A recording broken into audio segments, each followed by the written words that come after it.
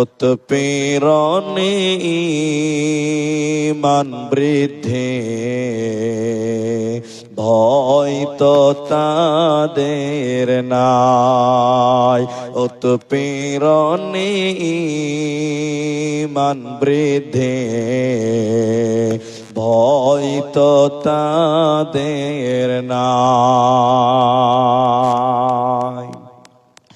আম্মার ইয়াসির সুমাইয়ার কথা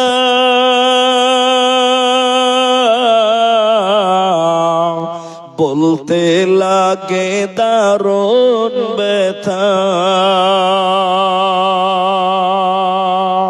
ইমানের প্রেমে পাগল হয়ে আসলেন মদিনায়।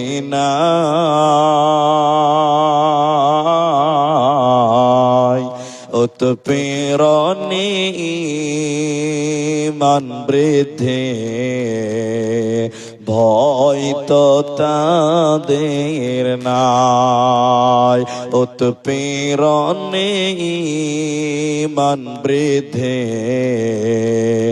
ভয় তো তাদের নাই।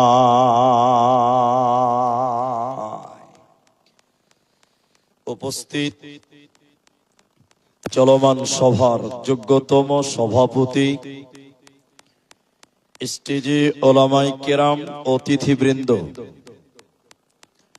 আমার সামনে বসে থাকা দিনদার ইমানদার মুমিন ভাই সকল, দোয়ার কান্টারি মুরব্বী সমাজ, দিনের সৈনিক যুবক বন্ধুগণ, স্নেহের কচি কাঁচা, পর্দার অন্তরালে বসে থাকা মুমিনা সলেহা মা ও বোনেরা, প্রাণ প্রিয় বাবলাবনা রতুয়া মালদাবাসী, প্রশংসা সেই মহান মনিবের দরবারে যিনি আমাদেরকে এক মসজিদ কেন্দ্রিক আয়োজিত মাহফিলে বসিয়ে কোরআন এবং হাদিসের কথা বলার, আপনাদের শ্রবণ করার যিনি তৌফিক ইনায়াত করেছেন, সেই মহান মনিবের দরবারে শুকরিয়া আদায় করি। আমরা পুরুষ মানুষ সবাই একটু মহাব্বতে জোরে বলেন একবার আলহামদুলিল্লাহ। দরুদ ও সালাম বর্ষিত হোক সরকারে কায়নাত, তাজদারে মাদানী, নবী কুল শিরোমণি ইমামুল আম্বিয়া, নবী মক্কি, নবী মাদানী, নবী আহমদ, নবী মুহাম্মদুর রাসূলুল্লাহ, বলুন সাল্লাল্লাহু আলাইহি ওয়াসাল্লাম। मोहतरम भाइयों, अजीजों, नौजवान साथियों, আমি কোরআনুল কারীম সূরা বাকারা সূরা নাম্বার 2, পারা নাম্বার 2, রুকু নাম্বার 21, লাইন নাম্বার 12, আয়াত নাম্বার 177 তেলাওয়াত করেছি এবং হাদিসে নববী থেকে সহিহ বুখারী থেকে 660 নাম্বার হাদিসের কিছু অংশ পাঠ করেছি। উল্লেখিত আয়াত এবং হাদিসকে কেন্দ্রবিন্দুর মধ্যে রেখে সংক্ষিপ্ত বিবরণের চেষ্টা করব, যদি আল্লাহ তৌফিক দেন তো। আলাইহি তাওয়াক্কালতু ওয়া ইলাইহি উনীব। মুহতারাম ভাইও, বুজুর্গ দোস্ত, আমি আপনাদের সামনে আমার বিষয়টি বলার পূর্বে দুটি কথা বলবো, একটা আপনাদেরকে, একটা মায়েদেরকে। এই দুটি কথা না বলে বক্তব্যের বিষয় বলা যাবে না। এক, মা বোনেরা অনেকেই কথা বলছেন এবং এত জোরে কথা বলছেন যে আমার কানে অব্দি আসছে। তাহলে আপনার পার্শ্বে যে পুরুষ মানুষগুলো আছে তারা আপনার কথা শুনতে পাচ্ছে, তার মানে এটা গলার পর্দার খেলাফ। বাবন, এখানে এতগুলি পুরুষ মানুষ আছে, কারো মুখে কোনো কথা নাই, কিন্তু আপনাদের জালসা চলতেই আছে, আপনাদের কোনো রেস বন্ধ হচ্ছে না।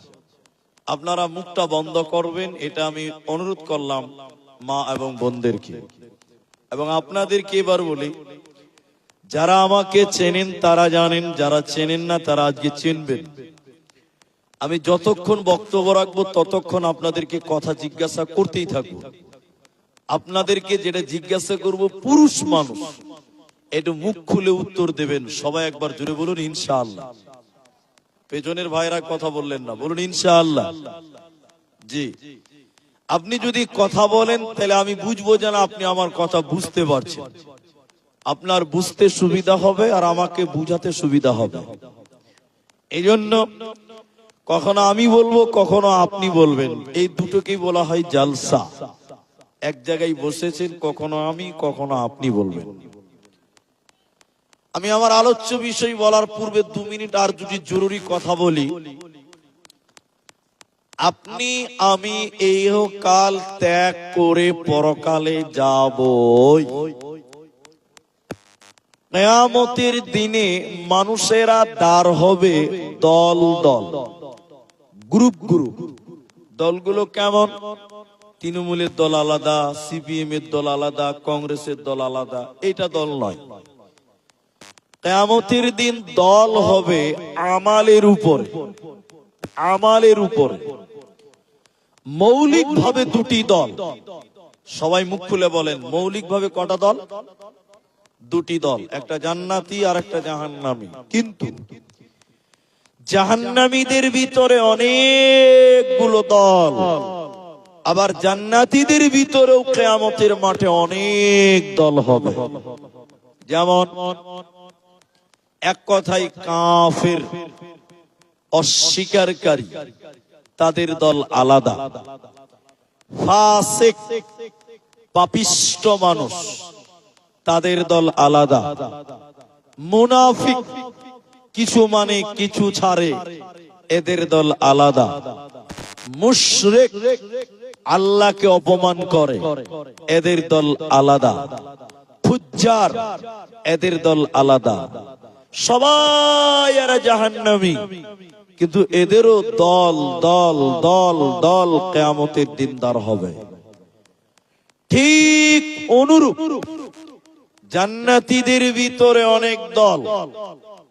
মুহতাদুনদের দল আলাদা, সাবিরিনদের দল আলাদা, মুফলিহুনদের দল আলাদা, মুমিনুনদের দল আলাদা, মুত্তাকিদের দল আলাদা। আল্লাহর যতগুলি জান্নাতি দল কিয়ামতের দিন দাঁড় হবে, তার ভিতরে একটি দলের নাম হলো মুত্তাকি। মুত্তাকি, এরা আল্লাহর জান্নাতে যাবে। সেই মুত্তাকি সম্পর্কে আজকে আপনাদের সামনে কিছু কথা বলবো, যে মুত্তাকি হতে গেলে আপনাকে আমাকে কোন কোন গুণে গুণান্বিত হতে হয়, এ ব্যাপারে কিছু কথা বলবো যদি আল্লাহ তৌফিক দেন তো। আলাইহি তাওয়াক্কালতু ওয়া ইলাইহি উনীব। আল্লাহ কোরআনে মুত্তাকির কথা বলতে গিয়ে এটা আমলকে উদাহরণ হিসেবে আল্লাহ ব্যবহার করছে। উদাহরণ, এখনো মূল আলোচনা নয়। আপনি 5 মিনিট বসেন, আমার মা, আমার বোন, আমার বেটি, আমার ভাই, মুত্তাকির কথা বলতে গিয়ে আল্লাহ একটা আমলকে টেনে উদাহরণ দিচ্ছেন। ঠিক আল্লাহ যেভাবে বলেছেন আমি ওইভাবে আপনাদেরকে একটা একটা করে বলি। আল্লাহ তাবারাক ওয়া তাআলা বলেন, বিসমিল্লাহির রহমানির রহিম। লাইসাল বিররা আন তুওয়াল্লু উযুহাকুম قبل المشرق والمغرب আল্লাহ তাবারাক ওয়া তাআলা বলেন, পূর্ব কিংবা পশ্চিমে সাজদা করার নাম, পূর্ব কিংবা পশ্চিমে মাথা নাম করার নাম, মাথা ঠোকার নাম মানে নামাজ পড়ার নাম, পূর্ণাঙ্গ কামিয়াব নয়। আল্লাহ নামাজকে পূর্ব এবং পশ্চিম বললেন কেন? রতুয়ার মুসলমান পশ্চিম দিকে সাজদা করে, ভারতের মুসলমান পশ্চিম দিকে সাজদা করে, তাহলে আল্লাহ নামাজকে পশ্চিম এবং পূর্ব বললেন কেন? দুই দিকের কথা বলা হচ্ছে কেন? কোরআনের ভিতরে আল্লাহ যত আদেশ করেছেন শুধু রতোয়ার জন্য নয়, শুধু মালদা পশ্চিমবঙ্গ ভারতের জন্য নয়, বরং তামাম পৃথিবীর জন্য আল্লাহ কোরআনে আদেশ করেছে। তো আল্লাহ পূর্ব এবং পশ্চিম দুই দিকের কথা বলছেন কেন? এর মানে হলো যারা কাবার পশ্চিমে থাকবে তারা পূর্ব দিকে সাজদা করবে, আর যারা পশ্চিম পূর্বে থাকবে তারা পশ্চিমে সাজদা করবে। মানে কাবাকে কিবলা বানিয়ে নামাজ পড়তে হয়, কাবাকে সামনে রেখে নামাজ পড়তে হয়। এজন্য বাইতুল্লাহতে মানুষেরা গোল করে দাঁড়িয়ে নামাজ পড়ে। তো আমার আল্লাহ ওই নামাজটাকে বুঝাতে গিয়ে তিনি বলছেন, শুনে নাও, ওই নামাজ পড়ার নাম পূর্ব কিংবা পশ্চিমে সাজদা করার নাম পূর্ণাঙ্গ কামিয়াব নয়।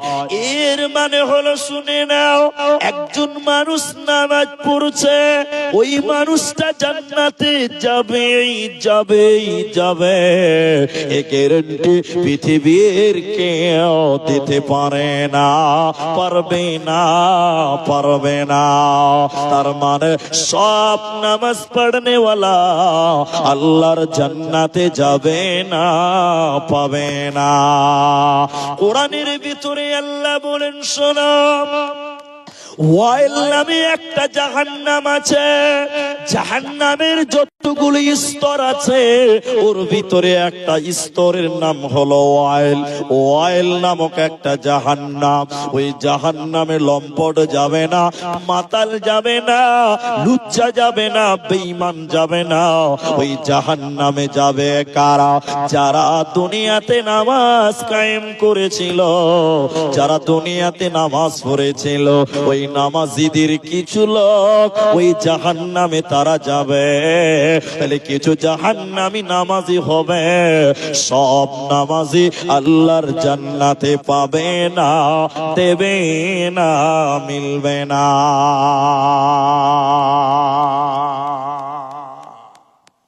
পুরুষ মানুষ যারা আছে আমার দিকে দেখবেন, প্রশ্ন করছি উত্তর দেন। যত লোক ইশারের নামাজ পড়েছে বাবলাবানা মসজিদে, আচ্ছা আপনারা একটু বলেন, সবাই বলবেন, সবটি মানুষ আল্লাহর জান্নাত যাবে? হাজি ভাই, এতটি লোক বসে আছেন, কথা বলেন না। যতটি লোক ইশারের নামাজ পড়েছে সবটি লোক জান্নাত যাবে? যাবে না। কেন যাবে না? কিছু লোক এসেছে এই গ্রামে জালসা, শ্বশুর বাড়ি, এখন জামাই এসছে শ্বশুর বাড়ি না জালসা শুনতে, এখন জামাই শ্বশুরকে দেখাবার জন্য ইশারার নামাজ পড়েছে। এরকম জামাই আছে না নাই? আপনার দিকে নাই? অনেক লোক বিহাই বাড়ি এসেছে জালসা শোনার জন্য, এখন বিহাই বেচারা নামাজ পড়ে, আর আমি যদি নামাজটা না পড়ি তো মান সম্মান থাকে না। জি ভাই, এখন বিহাইকে দেখাবার জন্য কিছু লোক মসজিদে ঢুকেছে। আচ্ছা বলেন, এই লোক জান্নাতে যাবে? সবটি লোক জোরে বলেন, যাবে? যাবে না। তাহলে সব নামাজি আল্লাহর জান্নাতে যাবে না।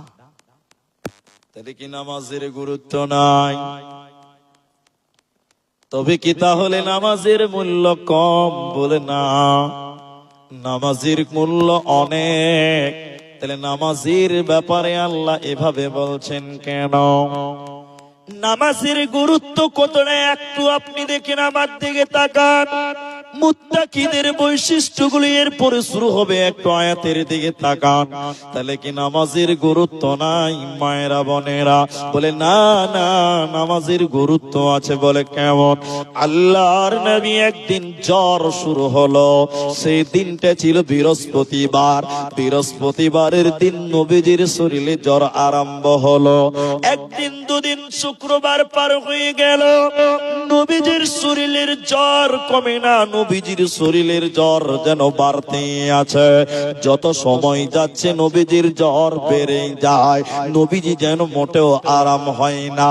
একদিন দুদিন করতে করতে শনিবার চলে গেল, নবীজির জ্বর যেন আরো বেড়ে গেল। রবিবার যখন আরম্ভ হলো, নবীজির শরীরে এত জ্বর, এত জ্বর, নবীজি দাঁড়িয়ে থাকতে পারেন না। এই জ্বরের কারণে নবীজি অজ্ঞান হয়ে যায়, রাসূল যেন বেহুশ হয়ে যায়। রবিবার যখন রাত্রি গভীর হয়ে গেছে, আল্লাহর নবীর শরীরে এতটা জ্বর, এই জ্বরের কারণে নবীজি অজ্ঞান হয়ে গেল। কখনো হুঁশ ফিরে পাচ্ছে, কখনো বেহুশ হয়ে যায়। এর কারণে নবীজি তাহাজ্জুদের নামাজ পড়ার পর বেহুশ হয়ে ফজরের নামাজ পড়ে নিলেন, বেহুশ হয়ে গেলেন। এমন সময় মসজিদে নববীতে সাহাবীরা যেন নামাজের আজান দিয়েছে। আল্লাহর নবী অজ্ঞান হইয়াছে, সাহাবীরা অপেক্ষা করছে নবীজি আসবেন, নামাজ পড়াবেন, কিন্তু নবীজির শরীরে এতটাই জ্বর, এই জ্বরের কারণে নবীজি বেহুশ হয়ে রয়েছে। সাহাবীরা অপেক্ষা করতে করতে নবীকে না পাওয়ার কারণে শেষের বেলায় সাহাবীরা হযরতে আবু বকরকে ইমাম বানিয়ে নামাজ আরম্ভ করলেন।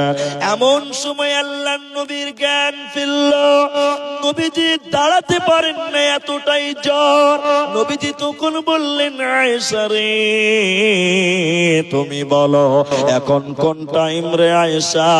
মসজিদে নববীতে কি আজান দিয়েছে? আম্মা জান আয়েশা বলেন, ইয়া রাসূলুল্লাহ, দয়ার নবী আপনি শুনলেন মসজিদে নববীতে অনেকক্ষণ আগে আজান দিয়েছে।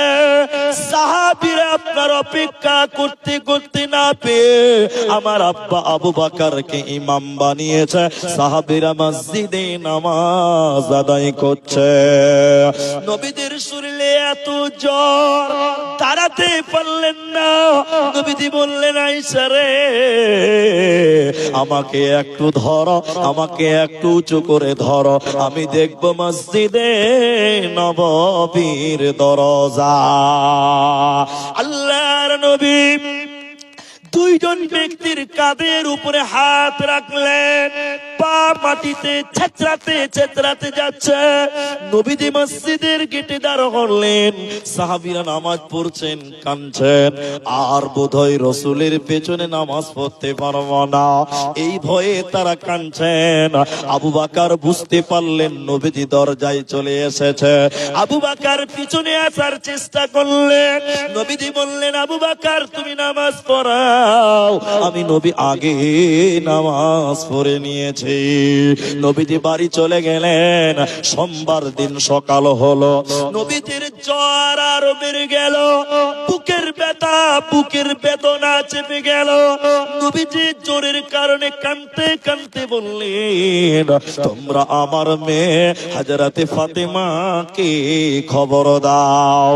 হযরতে ফাতেমা হুজরাতে এলেন। নবীজি তার কানে কানে কানে কানে কিছু বলেছিলেন। কি বলেছিলেন হাদিসে পরিষ্কার বলা হয় নাই। নবীজির স্ত্রী আয়েশা তিনি বলেন, আমার নবী আমার উরুরানের উপরে মাথা দিয়েছিল, জ্বরের কারণে নবীজি অজ্ঞান হয়ে যায়, দুই চোখে অশ্রু বের হচ্ছে, নবীজি কাঁদতে কাঁদতে বেহুশ হয়ে যায়। নবীজির মৃত্যুর ব্যথা, মৌতের জ্বালা, মৌতের ব্যথা, মৌতের বেদনা, মৃত্যুর যন্ত্রণা, নবীজির বুকের ব্যথাও যেন বেড়ে গেল। নবীজি যেন পৃথিবী ছেড়ে চলে যাবে। নবীজির এত পরিমাণ জ্বর, নবীজির স্ত্রী বলেন, আমি একটা কাপড় ভিজিয়ে রাসূলের কপালটা বারবার মুছে দিচ্ছিলাম। নবীজি কাঁদতে কাঁদতে বলছিলেন, আয়েশা রে, তুমি আমাকে মিসওয়াক চিবিয়ে দাও, মুখে দুর্গন্ধ মনে হচ্ছে রে আয়েশা। আম্মা জান আয়েশা বলেন, আমি নিজের মুখে দাঁতন চিবালাম, মিসওয়াক চিবিয়ে রাসূলকে দিলাম। বিশ্ব নবীর মুখে দাঁতন ব্যবহার করা হলো। নবীজির বুকটা উঁচু হয়ে গেছে। মৃত্যুর যন্ত্রণা, মৃত্যুর ব্যথা, মৃত্যুর বেদনা, নবীজি পৃথিবীর মায়া ছেড়ে চলে যাবে, দুনিয়া ছেড়ে রাসূল যখন চলে যাবে, নবীজি মৃত্যুকালে কাঁদতে কাঁদতে বলেছিলেন, উম্মত রে আসসালাত আসসালাত ওমা মালাকাত আইমানুকুম, নামাজ নামাজ। এরে মুসলমান, এরে আমার উম্মত, তোমরা নামাজ ছাড়বে না। নবীজি নামাজের কথা বলে এই পৃথিবী ছেড়ে তিনি বিদায় হয়ে যায়। ও কি দারুণ বিধি, বিধি রে আমার, আইনা বিজির ইন্তেকালে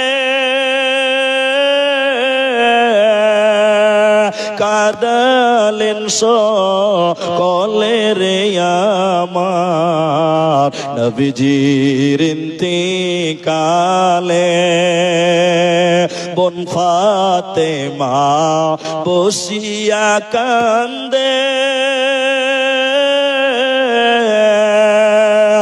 আঁচল ভিজায় চোখেরই জলে, নবীজির ইন্তেকালে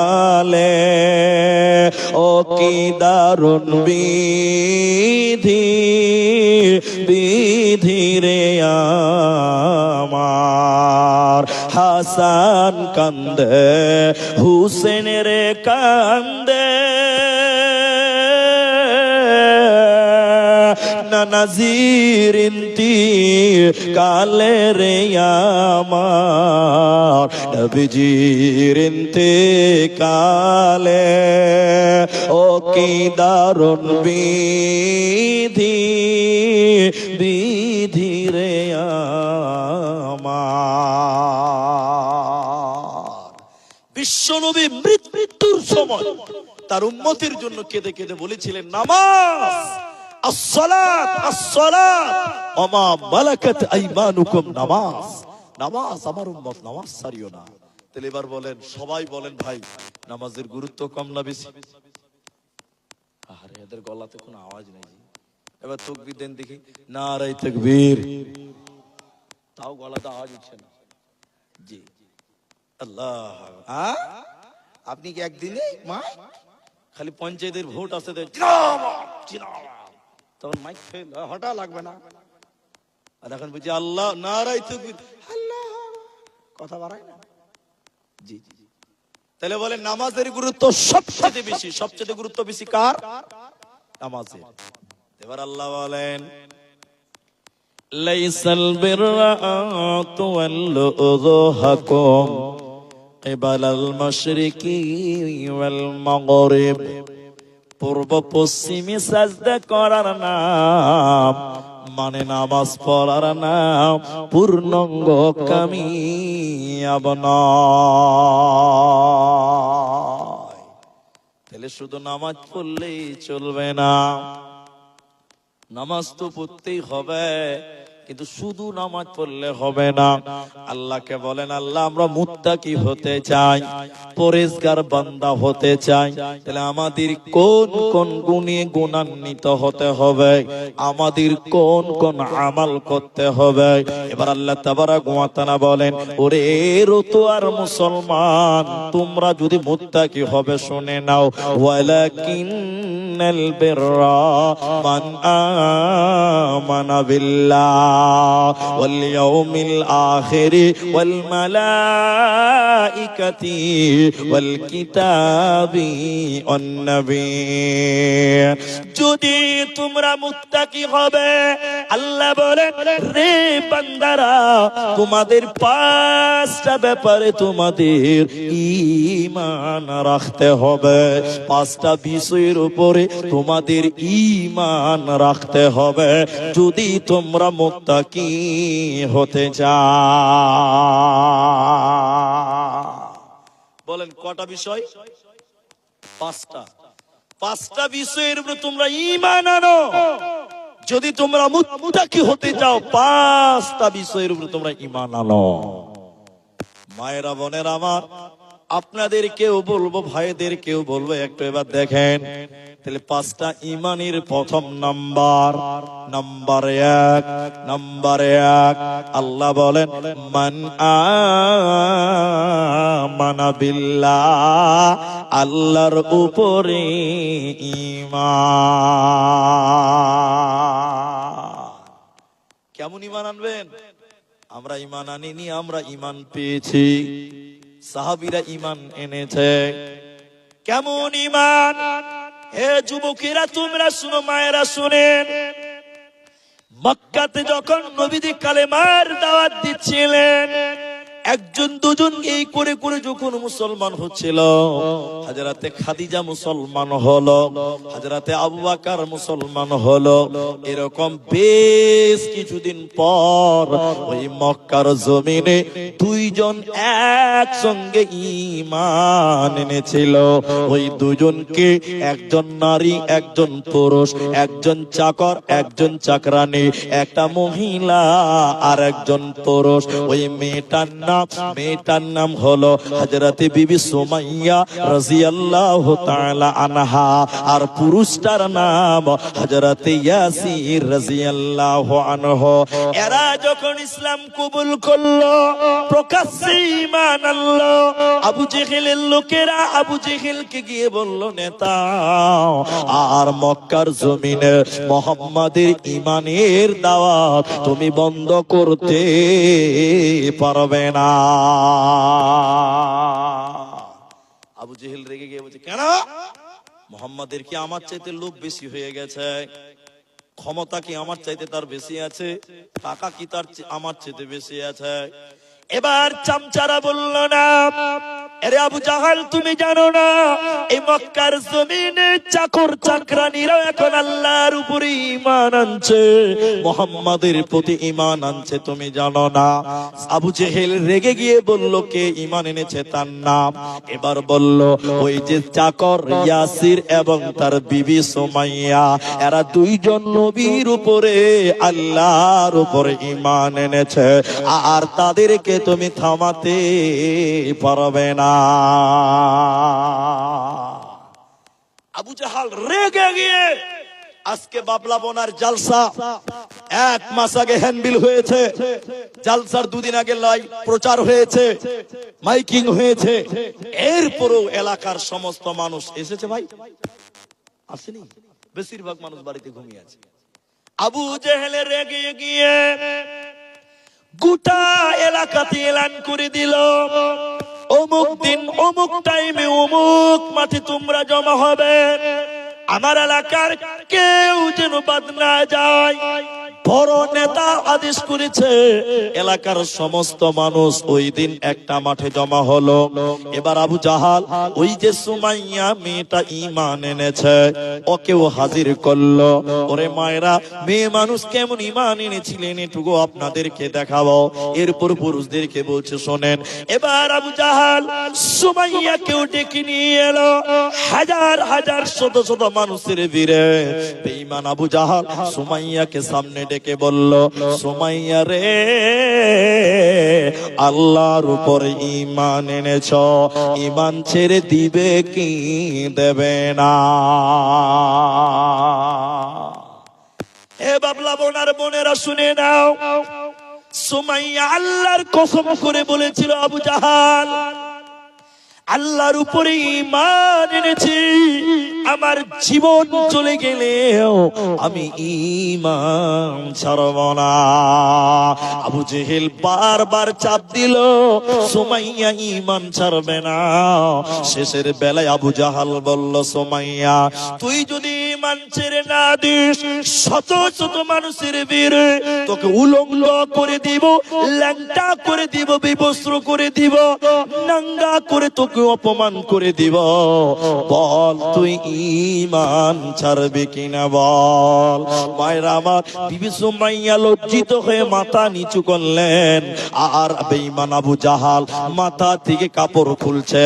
খুলতে খুলতে খুলতে খুলতে সারা শরীরের কাপড় খুলে দিল। শত শত মানুষের ভিড়ে মেয়েটাকে উলঙ্গ করলো, নগ্ন করে বিবস্ত্র করে অপমান করলো।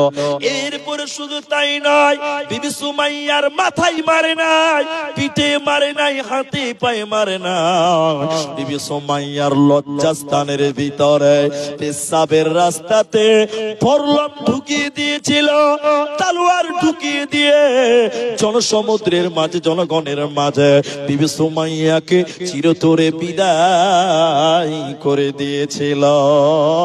ওই সকল নারীদের দিকে আল্লাহ বলেছেন তারা আমার উপরে ঈমান এনেছে রে। এরে বাবলার বেটিরা, তোমরাও তাদের মতন আল্লাহর উপরে ঈমান আনো। তারা জীবন দিয়ে দিয়েছে কিন্তু তারা ঈমান ছাড়ে নাই, বলুন সুবহানাল্লাহ। এবার পুরুষেরা, তাহলে পুরুষেরা ঈমান কেমন আনবেন? এরপরে বেঈমান আবু জাহাল সুমাইয়ার স্বামী ইয়াসিরকে ডাকলো, ইয়াসির তুই জীবন দিবি না ঈমান ছাড়বি তুই বল।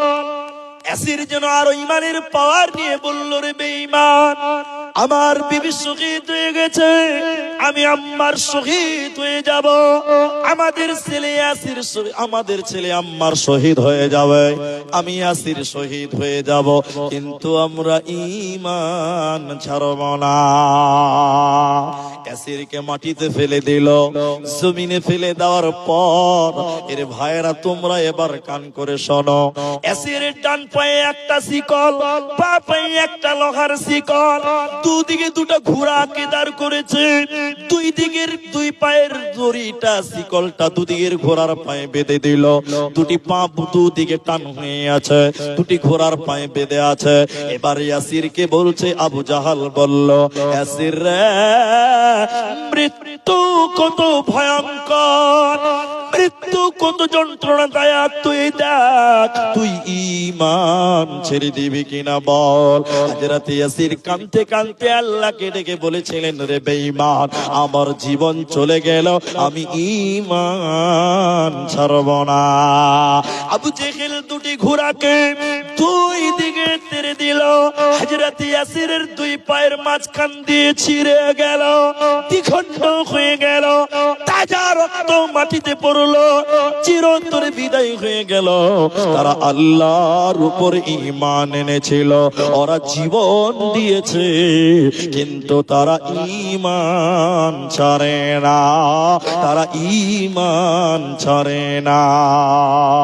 দেখো কেমন ঈমান এনেছে আমার নবীর সাহাবারা, সে যুগের সাহাবারা। হযরত বেলাল এনেছে ঈমান কত কষ্ট করে, মরুভূমির গরম বালুতে তাজা রক্ত ঝরে, তবু বেলাল ছাড়েনি ঈমান, পড়ে লা ইলাহা ইল্লাল্লাহ। দেখো কেমন ঈমান এনেছে আমার নবীর সাহাবারা, সে যুগের সাহাবারা।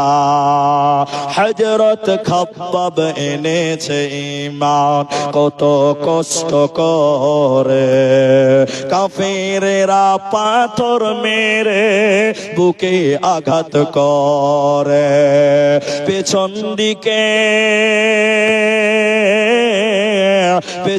দিকে তাকালে পরে দেখা যায় বুকের সিনা। দেখো কেমন ঈমান এনেছে আমার নবীর সাহাবারা, সে যুগের সাহাবারা।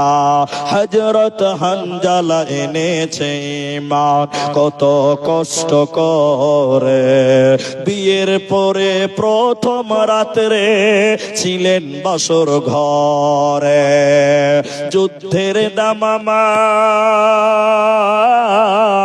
যুদ্ধের দামামা উঠলো বেজে, হলো না গোসল করা।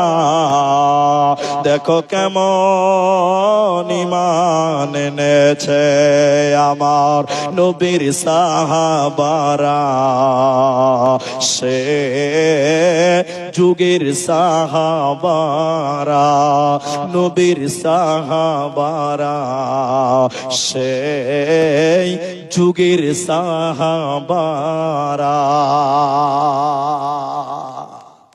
যারা দ্বীনের জন্য জীবন দিয়েছে। আল্লাহ যেন তাদের জান্নাতের উচ্চ মাকাম দেয়, বলুন একবার আল্লাহুম্মা আমিন।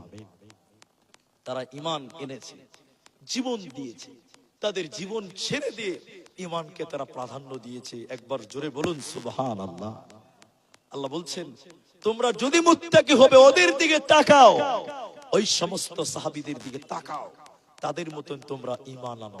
চেষ্টা করব, একবার বলুন ইনশাআল্লাহ। নাম্বার 2, মুত্তাকি হতে গেলে 4টা বিষয়ের উপরে ঈমান আনো। 1 নাম্বার আল্লাহর উপরে ঈমান, নাম্বার 2 ওয়াল ইয়াউমিল আখিরে, আখিরাতের উপরে, পরকালের উপরে তোমাদের ঈমান রাখতে হবে।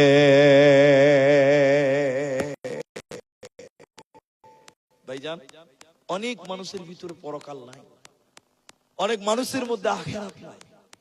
আখিরাতের উপরে ঈমান আনো। কেন? কিয়ামতের দিন জাহান্নামীদেরকে জান্নাতীরা বলবে, মা সালাকাকুম ফিস সাকার, হে জাহান্নামীরা তোমরা কেন জাহান্নামে এলে, কিসের কারণে জাহান্নাম গেলে? এদিকে দেখেন আমার ভাইরা, জাহান্নামীরা কেঁদে কেঁদে জাহান্নাম যাওয়ার 4টা কারণ বলবে। ওই 4টার ভিতরে 4 নাম্বারটা শুনে নাও, ওয়া কুন্না নুকাযযিবু বিয়াউমিদ্দিন, আমরা বিচারের দিন মানিনি, আমরা পরকাল মানি নাই, আমরা আখিরাত মানিনি, এর কারণে আমাদেরকে জাহান্নাম দিল। অতএব যারা আখিরাত মানে না ওরা জাহান্নাম যাবে। হে মুসলমান, তুমি কেমন করে পরকাল ভুলে যাবে, কেমন করে জাহান্নাম ভুলে যাও, কেমন করে জান্নাত ভুলে যাও? পরকালের কথা কোরআনে বারবার বলেছেন। শুধু একটা কিয়ামতকে আল্লাহ কতবার বলেছেন একবার দেখেলেন। কোরআনে কিয়ামতকে বলেছেন আল্লাহ কারিয়া, আল কারিয়া তুমাল কারিয়া। ওই কিয়ামতকে আল্লাহ বলেছেন গাসিয়া, হাল আতাকা হাদিসুল গাসিয়া। ওই কিয়ামতকে আল্লাহ বলেছেন আযীম, আনিন নাবাইল আযীম। ওই কিয়ামতকে আল্লাহ বলেছেন হক, আল হাক্কাতুল হক। একটাই কিয়ামতকে আল্লাহ বারবার বলেছে। হে মানুষের দল, ওই কিয়ামতকে তোমরা বিশ্বাস করো, ওই কিয়ামতের জন্য তোমরা প্রস্তুতি নাও। কেন তোমাদেরকে আল্লাহর সামনে যেতে হবে, আল্লাহর সামনে হিসাব দিতে হবে। ইন্না ইলাইনা ইয়াবাহুম সুম্মা ইন্না আলাইনা হিসাবাহুম। আল্লাহ বলেন, বান্দা তোদেরকে আমার কাছে আসতেই হবে, হিসাব তোদের দিতে হবে। অতএব আল্লাহর কাছ থেকে পালাবার মতন ক্ষমতা পৃথিবীর কারো হবে না। আল্লাহর কাছ থেকে কেউ পালাতে পারবে? কেউ পারবে না। তুমি একবার নিজেকে চিন্তা করে দেখো, আজকে যে বাড়িতে তুমি বাস করো, বাড়িটার মালিক কে? আমরা জানি না। আপনাকে জিজ্ঞাসা কিছু উত্তর দেন। আপনি যে বাড়িতে বাস করেন, আপনি ওখানে 10 লাখ টাকা খরচা করেছেন বা 20 লাখ টাকা খরচা করেছেন, 1 কোটি টাকা বাড়িটাতে খরচা করলেন। আচ্ছা, আপনারা যারা বুঝতে পারছেন একটু বলেন, ওই বাড়ির আসল মালিক কে? কেউ বলতে পারবেন? একজন বলেন। আরে আল্লাহ তো গোটা দুনিয়ার মালিক, আল্লাহ তো গোটা পৃথিবীরই মালিক। ওই বাড়ির মালিকটা কে দুনিয়াতে? বলেন দুনিয়াতে। আপনি বলেন, বলি সাহেব আমি বানিয়েছি, 1 কোটি টাকা খরচা মালিক আমি। জি না, তুমি মালিক লাও। তাহলে আমার বাপ? বলে সেও নয়, তাহলে তার বাপ। তার নামটা কি একবার বল? বলতে পারবে? আমি আপনাকে বলছি, ভালো করে বুঝেন। আপনি বলছেন বাড়ির মালিক আমি। এবার আমি আপনাকে বলি, আমি যে বাড়িটাতে বাস করছি এই জায়গাটা আসল মালিক কে? আমার বাপ বলেছিল আমি। কই সে বাপ? কই সে বাপ? নাই। এখন বলছি আমি একদিন থাকবো না। কারণ আমাকে যদি আপনি বলেন মুনি সাহেব তোমার বাপের নাম কি? বলে আমার বাপের নাম দেলোয়ার হোসেন। তোমার দাদুর নাম কি? বলে আমার দাদুর নাম জাবেদ আলী। তার বাপের নাম কি? খালি গাল চুলকাবে, আর বলতে পারবে না। ঠিক বুঝি না? বলে কেউ কেউ দাদুর বাপের নাম বলতে পারবে, অনেক ছেলে আছে দাদুর বাপের নামই জানে না। ঠিক বুঝছেন না? বলে অনেকে দাদুর নামও জানে না, রেডিমেড তৈরি আছে, মনে হচ্ছে কাঠের তৈরি স্টোচ। তাহলে শুনেন, এই জমিতে এই বাড়িতে আপনার দাদু একদিন বলেছিল আমার, সে বলেছিল আমার বাপের, সে বলেছিল আমার বাপের। তাহলে আসল মালিক কে? কবিতার ভাষায় কবি বলছে শোনো, এই ধন মাল ছিল তোমারও দাদার, সে মরে গিয়ে আজ হয়েছে বাবার। বাপের মালেতে তুমি ওয়ারিস হইবে, কাল ছেলে ওয়ারিস হবে তুমি মরে গেলে। ধন ধন করিও না ধন অপরজন, মরিলে তোমার সাথে দেবে না তো ধন। এই ধন মাল ছিল তোমার দাদার, সে মরে গিয়ে আজ হয়েছে বাবার। অতএব পৃথিবীটা থাকার জায়গা নয়, একদিন এই জগৎটা ছেড়ে যেতে হবে, এই পৃথিবী ছেড়ে চলে যেতে হবে। ওই আখিরাতের উপরে তোমরা ঈমান আনো। আল্লাহ কোরআনে সূরা নাবা 30 পারার প্রথম সূরার প্রথম রুকুর শেষ দিকে আল্লাহ বলেন, মানুষকে পিটিয়ে পিটিয়ে জাহান্নাম ভরা হবে। তখন কিছু কিছু লোকেরা বলবে আল্লাহ কেন কেন কেন জাহান্নাম দেবেন, কিসের কারণে জাহান্নাম? তখন আল্লাহ তাবারাক ওয়া তাআলা কোরআনের ভিতরে বলছেন এদের জাহান্নাম যাওয়ার দুইটি কারণ। আমি দুইটি বলছি না, একটা বলবো, সেটা হলো ওয়া কুন্না নুকাযযিবু ওয়া কাযযাবু বিআয়াতিনা কিযাবা ওয়া কুল্লা। আল্লাহ বলছেন ইন্নাহুম কানু লা ইয়ারজুনা হিসাবা। এদেরকে জাহান্নাম দিলাম কেন? এরা হিসাবের দিন মানে না, এরা পরকাল মানে না, এরা আখিরাতকে মানেনি। এরই কারণে আল্লাহ তাদেরকে জাহান্নাম দিল। অতএব যারা আখিরাত মানবে না, যারা পরকালের প্রতি ঈমান আনবে না, ওরা কোনোদিন মুত্তাকি হতে পারে না, পারে না, পারে না। তাহলে দুটো হলো, বলুন একবার কয়টা হলো? একটা হলো আল্লাহর উপরে ঈমান, আর একটা হলো আখিরাতের উপরে ঈমান। এবার 3 নাম্বারটা পৃথিবীতে আপনার বুঝে আসবে না, কিন্তু বুঝার চেষ্টা করেন, বুঝবেন। ওয়াল মালাইকা, ফেরেশতাদের উপরে ঈমান। ভাই যদি একটু মুখ খুলেন তাহলে বুঝাতে পারবো। আপনারা কোনদিন ফেরেশতা দেখেছেন? দেখেছেন? দেখেননি? এবার ফেরেশতা দেখতে পাবেন। ফেরেশতাকে দেখাবো, একটু ধৈর্য ধরুন। ফেরেশতা একজন নয়, একাধিক জন, একাধিক, একের অধিক। কত আছে পৃথিবীর কেউ জানে না, আল্লাহ জানায়নি। তবে আল্লাহর কোটি কোটি মিলিয়ন মিলিয়ন ফেরেশতা আছে। কিছু কিছু মানুষ ফেরেশতাকে গালি দেয়, ফেরেশতাকে মিথ্যা মনে করে। আমার আজকে 12 তারিখ চলছে, আজকে 12 তারিখ, আগামী কালকে কিষানগঞ্জে প্রোগ্রাম, আর তারপরের দিন মুর্শিদাবাদে একদম ওই হাজারদুয়ারির পাশে জালসা আছে, রঞ্জিত পাড়া মাদ্রাসা, একদম হাজারদুয়ারির পাশে। তো ওই মাদ্রাসায় এর আগে আমি 2 বার গেছি, এটা ঘটনা বলছি। তাই আমরা আজান দেই, আজান আজান আজানে কি বলেন? আশহাদু আন্না মুহাম্মাদার রাসূলুল্লাহ বলেন না আপনারা? বলেন। কিন্তু যারা শিয়া, ওরা একদল, ওরা ফেরেশতাদেরকে গালি দেয়। বলুন একবার নাউজুবিল্লাহ। বলে শিয়া কারা? শিয়ারা ফেরেশতাদেরকে গালি দেয়। কি বলে গালি দেয় জানেন? ওরা বলে, কোরআন দেন ভাই, কোরআন দেন। শিয়ারা বলে আল্লাহ এই কোরআনটা জিবরাইলকে দিয়েছিলেন, জিবরাইলকে বলেছিলেন জিবরাইল তুমি এই কোরআনটা নবী ওরা বলে তুমি এই কোরআনটা আলীকে দিয়ে দিবে। কাকে দিবে? একবার নাম বলেন। আলীকে। ওরা বলে, অর্থাৎ শিয়ারা, জিবরাইল বদমাশ। নাউজুবিল্লাহ, আস্তাগফিরুল্লাহ।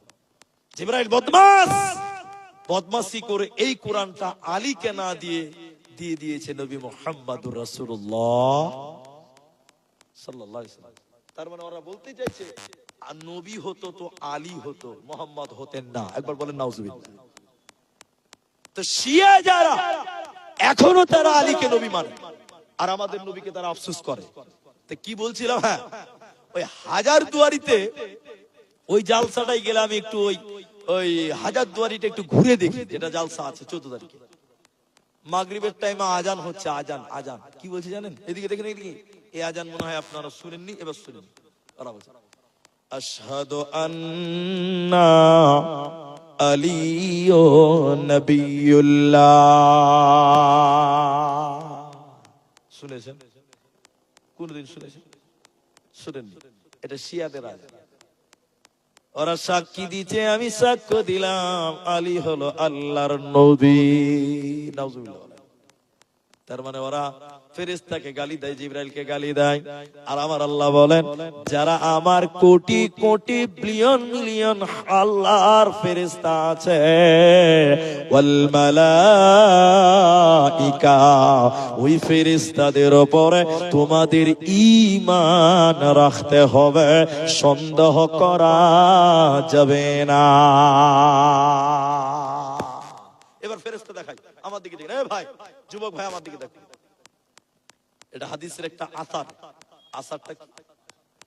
একটা লোক, 3 জন মানুষ, ওর শরীরে চর্মরোগ আছে। চর্মরোগ বুঝেন তো? আর একটা লোক টাকলা বুঝেন তো? টাক কি বুঝেন আপনারা? যার চুল নাই আর কি, ওই হাই স্কুলের মাঠ হয়ে গেছে। জি, এই টাকলা। আরেকজন কানা। তাহলে কটা লোক হলো গো? 3টি। যার চর্মরোগ, ওর কাছে একটা লোক এসেছে, এসে বলছে যে আল্লাহর বান্দা, তুমি কি চাও? তুমি কি চাও? কি চাইবে? আমার শরীরটা যেন ভালো হয়, এটাই চাইবে? কি চাইবে না? আপনারা কি চাইতেন? এটাই চাইতেন। আর যার বিয়ে হয়নি সে বলতে যদি একটা বউ হয়তো ভালো হবে। যার যেটা দরকার সেটাই বলবে। যার ভোগ লেগেছে বলবে যদি 2টা রুটি হয়তো ভালো হবে। একজনকে খুব ভোগ লেগেছে, ওকে জিজ্ঞাসা করছে 2 কত রে? 4টে রুটি। ওকে ভোগ লেগেছে, অট্টা বলছে 2 কত? বলে 4টে রুটি। তো এবার ওই লোকটাকে যার চর্মরোগ হয়েছে বলছে যে এই তুমি কি চাও? বলে আমি চাই আমার জন্য চর্মরোগটা ভালো হয়ে যায়, আমার এই রোগ। ঠিক আছে। ওই লোকটা খালি একটু বলছে আমিন রব্বাল আলামিন, ওর চর্মরোগ ভালো হয়ে গেছে, সঙ্গে সঙ্গে ভালো হয়ে গেছে। এবার বলছে আর কি চাও? না আমার আর কিছু দরকার নাই। তো ওকে একটা উট দিয়েছে, বুঝার জন্য বলছি কি দিয়েছে বলে, উট। আর একটা লোক কানা, চোখে দেখতে পাই না। এটা হাদিসের কথা বলছে আপনাকে। ওই লোকের কাছে একটা লোক এসে বলছে আল্লাহর বান্দা তুমি কি চাও? এবার ওর চোখ চাই। ও কানাও কি চাইবে? চোখ। যদি আমাকে আল্লাহর চোখ দিত তো খুব ভালো হতো যে ভাই, চোখ দরকার। হ্যাঁ, দোয়া করে দিন আমিন ইয়া রাব্বাল আলামিন। সঙ্গে সঙ্গে তার চোখ ফিরে পেয়ে গেল, ভালো হয়ে গেল। আর কি চাও? যা দিবে আল্লাহ। ওকে একটা গরু দিয়ে দিল। কি দিল বলেন? গরু। 3 নাম্বার, হাই স্কুলের মাঠ, মাথায় চুল নাই, যার টাক আছে, রাগিয়ে না ভাই, আল্লাহ দিয়েছে, আল্লাহ নিয়ে চলে গেছে। টাক। এই টাকলাকে এসে বলছে রে ভাই তোমার কি দরকার আছে তুমি বলতে পারো, যা চাইবে তাই পাবে। ও তখন মাথা নাড়ছে আর আফসোস করে বলছে ভাই সবাই টাকলা বলে রাগায়, টাক বলে রাগায়, যদি চুলটি হতো তো দেখতে চ্যাংড়া লাগতো, আর একটা মজা নেওয়া যেত। হাজি ওর মনের দুঃখ প্রকাশ করছে। আমিন ইয়া রাব্বাল আলামিন। ওর মাথায় চুল গজিয়ে গেল। তুমি কি চাও? আর কিছু বলে যা দিবে আল্লাহ, যা দিবে তাই নেব। ওকে ছাগলের বাচ্চা দেওয়া হলো। কটা দেওয়া হলো জিনিস? 3টে। এবার তারা বিন্দাস বড় লোক হয়ে গেছে। 3 জন ফকির ছিল, গরিব ছিল। হঠাৎ করে ওই উটলা চর্মরোগ একটা ফকির ওই উটলার কাছে এসে বলছে, ভাই আমি একজন মুসাফির, 3 দিন থেকে না খেয়ে আছি, কোনো টাকা নাই। ভাই তুমি যদি একটা উটের বাচ্চা আমাকে দাও, আমি বিক্রি করে বাড়ি চলে যাব। ফকির বলছে।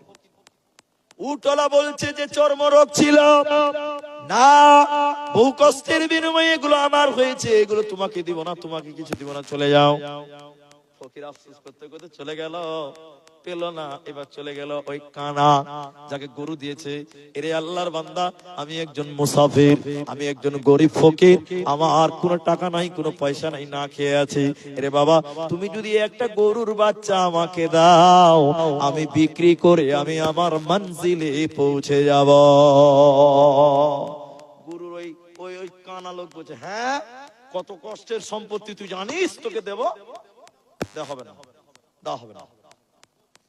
3 নাম্বার শুনেন, যে লোকটার মাথায় চুল ছিল না, ওকে আল্লাহ ছাগল দিয়ে চোর কাছে ওই ফকির কাঁদতে কাঁদতে বলছে, রে ভাই আমি একজন গরিব, আজকে 4 দিন থেকে না খেয়ে আছে, আমার পরনে জামা ভালো নাই, আমার কাছে কোনো টাকা নাই, তুমি যদি একটা ছাগলের বাচ্চা আমাকে দাও, আমি বিক্রি করে বাড়ি যাব, তোমার জন্য দোয়া করব।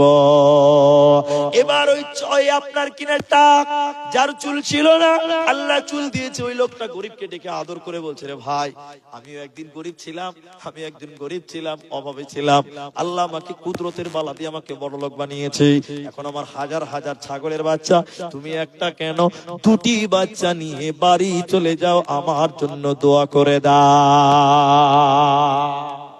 এবার ওই ফকির বলছে, শুনে নাও, তুমি কামিয়াব, তুমি কামিয়াব, তুমি সফল, আমি কোন ফকির নই, আমি একজন ফেরেশতা, আল্লাহ তোমাদের পরীক্ষা করার জন্য আমাকে পাঠিয়েছিল। এটা কলা ছাগলওয়ালাকে আল্লাহ আরো বড় লোক বানিয়ে দিল, আর যাদের গরু দিয়েছিল এবং উট দিয়েছিল ওদেরকে আবার কানা বানিয়ে দেওয়া হলো, আবার তাদেরকে অভাবী বানিয়ে দেওয়া হলো, আবার তাদের রোগাগ্রস্ত বানালো। মানুষের বেশ ধরে ফেরেশতারা আসতে পারে, আপনি আমি শুধু চিনতে পারবো না। আমার দিকে দেখেন, আর একটু দেখিয়ে দেই ফেরেশতা। সাহাবীরা বসে আছে মসজিদের ভিতরে, বিশ্ব নবী মাঝখানে বসে আছে, একটা লোক এদিকে দিকে, একটা লোক সাদা ধবধবে কাপড় পরে আছে, রাসূলের সামনে এসে হাঁটুর সঙ্গে হাঁটু লাগিয়েছে। এটা কি বলেন আপনারা? হাঁটুর সঙ্গে হাঁটু লাগিয়ে বসেছেন, বসে বলছেন, আসসালামু আলাইকুম ইয়া মুহাম্মদ ইয়া আইয়ুহান নবী, হে সম্মানিত নবী, আপনি ইসলাম সম্পর্কে বলেন। কি সম্পর্কে? ইসলাম মানে দিন সম্পর্কে। আবার ইসলাম অনেক মানুষের নামও আছে, আছে না জি ভাই? এক জালসাতে বক্তা বলছে, হাদিস কোরআনের কথা বলতে বলতে ইসলামের যেগুলো খারাপ দিকগুলো বলছে, বলতে বলতে বলছে যে আমাদের সমাজে ইসলাম অনেক পিছনে পড়ে আছে। তখন এক লোকের নাম ইসলাম, ও ভাবছে তাহলে মৌলভী সাহেব মনে হয় আমার কথাই বললো, আমি পেছনে বসে জুটে গুলো বললো, ও খাপা খানিক করে সামনে চলে এসছে। ফের বক্তা খানিক বক্তব্য রাখার পরে বলছে এখনো আমাদের সমাজে ইসলাম পিছনে পড়ে আছে। তখন বলছে আর কত আগাবো? ফের খানিক করে সামনে চলে বসেছে ইসলাম। ফের খানিকক্ষণ পর বক্তা আমার একটু আখ্যানি বলছে, বহুত আফসোসের কথা, আমাদের সমাজে ইসলামে এখনো পিছিয়ে আছে। ইসলাম দাঁড়িয়ে বলছে, মুলি সাহেব তোমার ঘাড়ে বসবো নাকি? তো ইসলাম অনেক ব্যক্তির নামও আছে, আছে না নাই? ওই লোকটা এসে একদম সাদা কাপড় পরে আছে, রাসূলের হাঁটুর সঙ্গে হাঁটু লাগিয়ে বসেছেন, বসে বলছেন, হে সম্মানিত নবী, আপনি ইসলাম সম্পর্কে বলুন। আমার বাংলা বুঝতে পারছেন আপনারা? এবার রাসূল বললেন, এটাকে এভাবে মানা বিশ্বাস করার নাম ইসলাম। তখন ওই লোকটা বলছে, ইয়া মুহাম্মদ, হে মুহাম্মদ সাল্লাল্লাহু আলাইহি ওয়াসাল্লাম, আপনি ঠিক বলেছেন, আপনি ঠিক বলেছেন, আপনি ঠিক বলেছেন। আচ্ছা আপনারা কি বুঝলেন জানি না, আমি যেটা বুঝেছি, এই লোকই আবার বলছে আপনি ঠিক বলেছেন, তার মানে উত্তর তার জানা আছে। কথা বুঝতে পারেন আমরা? হয় যে প্রশ্ন করছে ওই বলছে না আপনি ঠিক বলেছেন, তার মানে কি ঠিক বেঠিক উকির বুঝলো, মানে ও জানা আছে। বাস এরপরে বলছি ইয়া রাসূলুল্লাহ আপনি ঈমান সম্পর্কে বলুন, ঈমান সম্পর্কে। রাসূল বলছেন এটাকে এভাবে বিশ্বাস করে চলা বলা মানার নাম হলো ঈমান। আবার সেই লোকটা বলছে আল্লাহর নবী আপনি যা বলেছেন ঠিক বলেছেন, আল্লাহর নবী আপনি যা বলেছেন ঠিক বলেছেন, বলুন সুবহানাল্লাহ। লোকটা চলে গেছে। নবীজি এবার লোকদেরকে বলছে এই এই তোমরা কি চিনতে পারলে? তোমরা কি এদেরকে চিনতে পেরেছো? এরা কারা? এরা কে? এরা কারা? যে বসেছিল আমার সামনে সে কে? সাহাবীরা বলছে কই কোনোদিন তো দেখিনি, কোনোদিনই দেখিনি মনে হয় না, দেখিনি কোনোদিন। নবীজি বলেন এরা হলো আল্লাহর ফেরেশতা। বলুন সুবহানাল্লাহ। আল্লাহ বলেন ওয়াল মালাইকা, বহুবচন, মালাকুন শব্দ এক বচন। আল্লাহ বলেন আমার অনেক ফেরেশতা আছে, ওই ফেরেশতাগুলির প্রতি ঈমান আনো। এবার ফেরেশতা কতগুলি আছে একটা ধারণা দেব, কনফার্ম না একটা ধারণা। জাহান্নাম, জাহান্নাম, জাহান্নামে ৭০,০০০ লাগাম আছে। কত হাজার? ৭০,০০০ লাগাম আছে। লাগাম মানে যেটাকে ধরা হয় এটাকে লাগাম বলে। প্রতিটা লাগামে ৭০,০০০ করে ফেরেশতা আছে।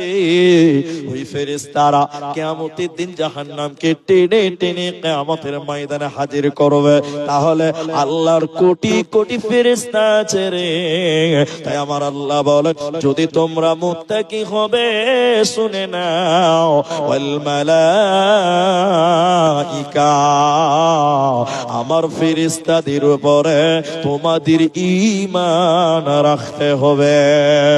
তাহলে একটা আল্লাহর উপরে ঈমান, দ্বিতীয় নম্বর ফেরেশতাদের উপরে ঈমান, দ্বিতীয় নম্বর আখিরাতের উপরে ঈমান, আর তৃতীয় নম্বর ফেরেশতাদের উপরে ঈমান। হে ভাইরা পাঁচটা বলবো, 3 নাম্বার হয়ে গেল। 4 নাম্বার আল্লাহ বলে ওয়াল কিতাব, আমার যত আসমানি কিতাব আছে, যেমন ধরেন কোরআন, এই কোরআনের উপরে তোমাদের ঈমান রাখতে হবে। ভাইজান আপনাদের জালসা শেষ করার টাইম হয়ে গেছে নাকি? মেয়েরা এতগুলো দাঁড়িয়ে গেছে, একসঙ্গে দাঁড়িয়েছে দেখেন। আল্লাহ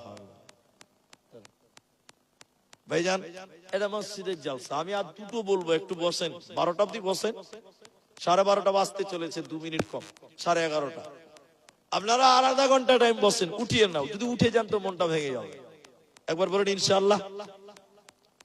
কোরআনের উপরে ঈমান। এবার আপনারা একটু বলেন ভাই, একটু বলেন এই কোরআনে কোনো ভুল আছে, কোনো সন্দেহ আছে? ফেরেশতারা আল্লাহ বলছেন তোমরা এই কোরআনের উপরে ঈমান আনো, কিন্তু মক্কার মুশরিকেরা এই কোরআনকে সন্দেহ করেছিল, বিশ্বাস করত না।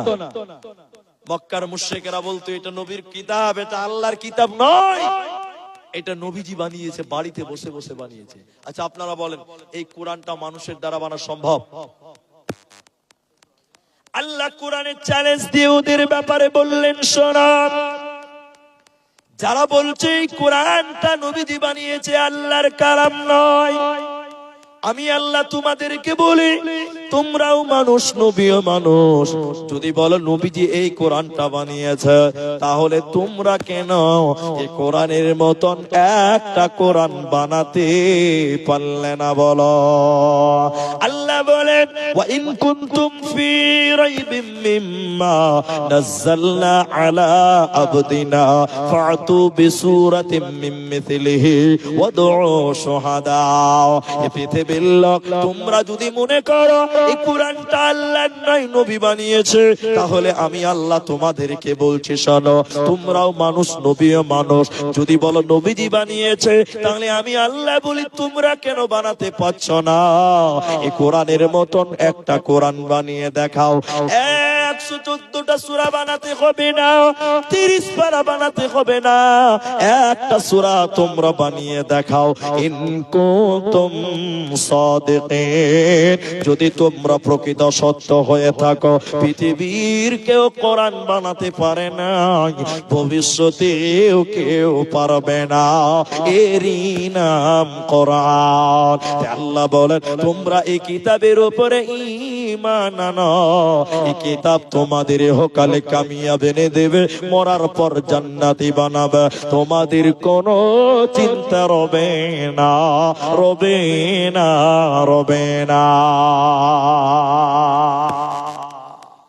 একটু আপনারা দেখেন ভাই, আমার দিকে তাকান, এটার নাম কোরআন। এইখানে যেটি মানুষ আছেন পুরুষ মানুষ, এই কোরআন পড়লে নেকি হবে, হবে কি হবে না? কিন্তু অন্য কোন কিতাব পড়লে নেকি পাওয়া যাবে? এইটুকু আপনি বুঝেন। একটা 1.5 লক্ষ টাকা দিয়ে কিতাব কিনেছে লন্ডন থেকে, সারাদিন পড়ছে কিতাবটা, 1.5 লক্ষ টাকা দাম।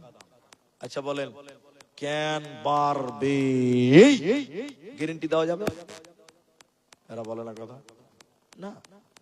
ওই বইটা পড়ে জ্ঞান বাড়তেও পারে, নাও পারে, কোনো গ্যারান্টি নেই। কিন্তু কোরআন এমন একটি কিতাব, যে কিতাব পড়লে জ্ঞান বাড়বে। বাড়বে কি বাড়বে না? বাড়বে।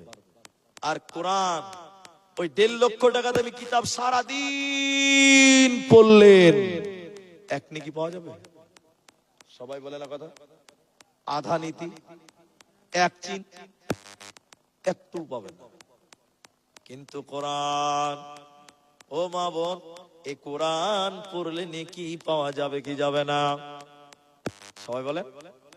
নবীজি বললেন শোনো, আলিফ লাম মিম, 3টি হরফ, যে ব্যক্তি 3টি অক্ষর পড়বে, সঙ্গে সঙ্গে আল্লাহ 30টা নেকি তার আমল নামাই দেবে। মানে কোরআনের প্রতিটি অক্ষরে অক্ষরে 10টা 10টা করে নেকি পাওয়া যাবে। কোরআন পড়লে নেকি হয়, কোরআন শুনলেও নেকি হয়। এই কোরআনের উপরে তোমরা ঈমান আনো। যারা শিক্ষিত মানুষ আছেন আমার কথাটা তারা বুঝবেন। এখন অনেক মুসলমানদের গাড়ির সামনে লেখা থাকে 786, দেখেছেন আপনারা? দেখেননি আপনারা? 786 আছে না? অনেকের বাড়ির গেটে লেখা আছে 786, অনেক মুসলমানদের মসজিদের গেটে লেখা আছে 786। একটু হ্যাঁ না বলেন। আমি এক জালসাতে গেছিলাম 2 বছর আগে, পূর্ব বর্ধমান। জালসার গেটে বড় বড় করে কালারিং লাইটে লেখা আছে 786। আমি স্টেজে উঠেছি তখন রাত 1টা বাজে, উঠেছি তখন কটা বাজে? আমি উঠে ঘুমে ঝুঁকে ঝুঁকে বললাম, ভাই আপনাদের জালসার গেটে 786 লেখা ছিল, আমি দেখেছি, এই 786 এর মানেটা কি একটু বলো।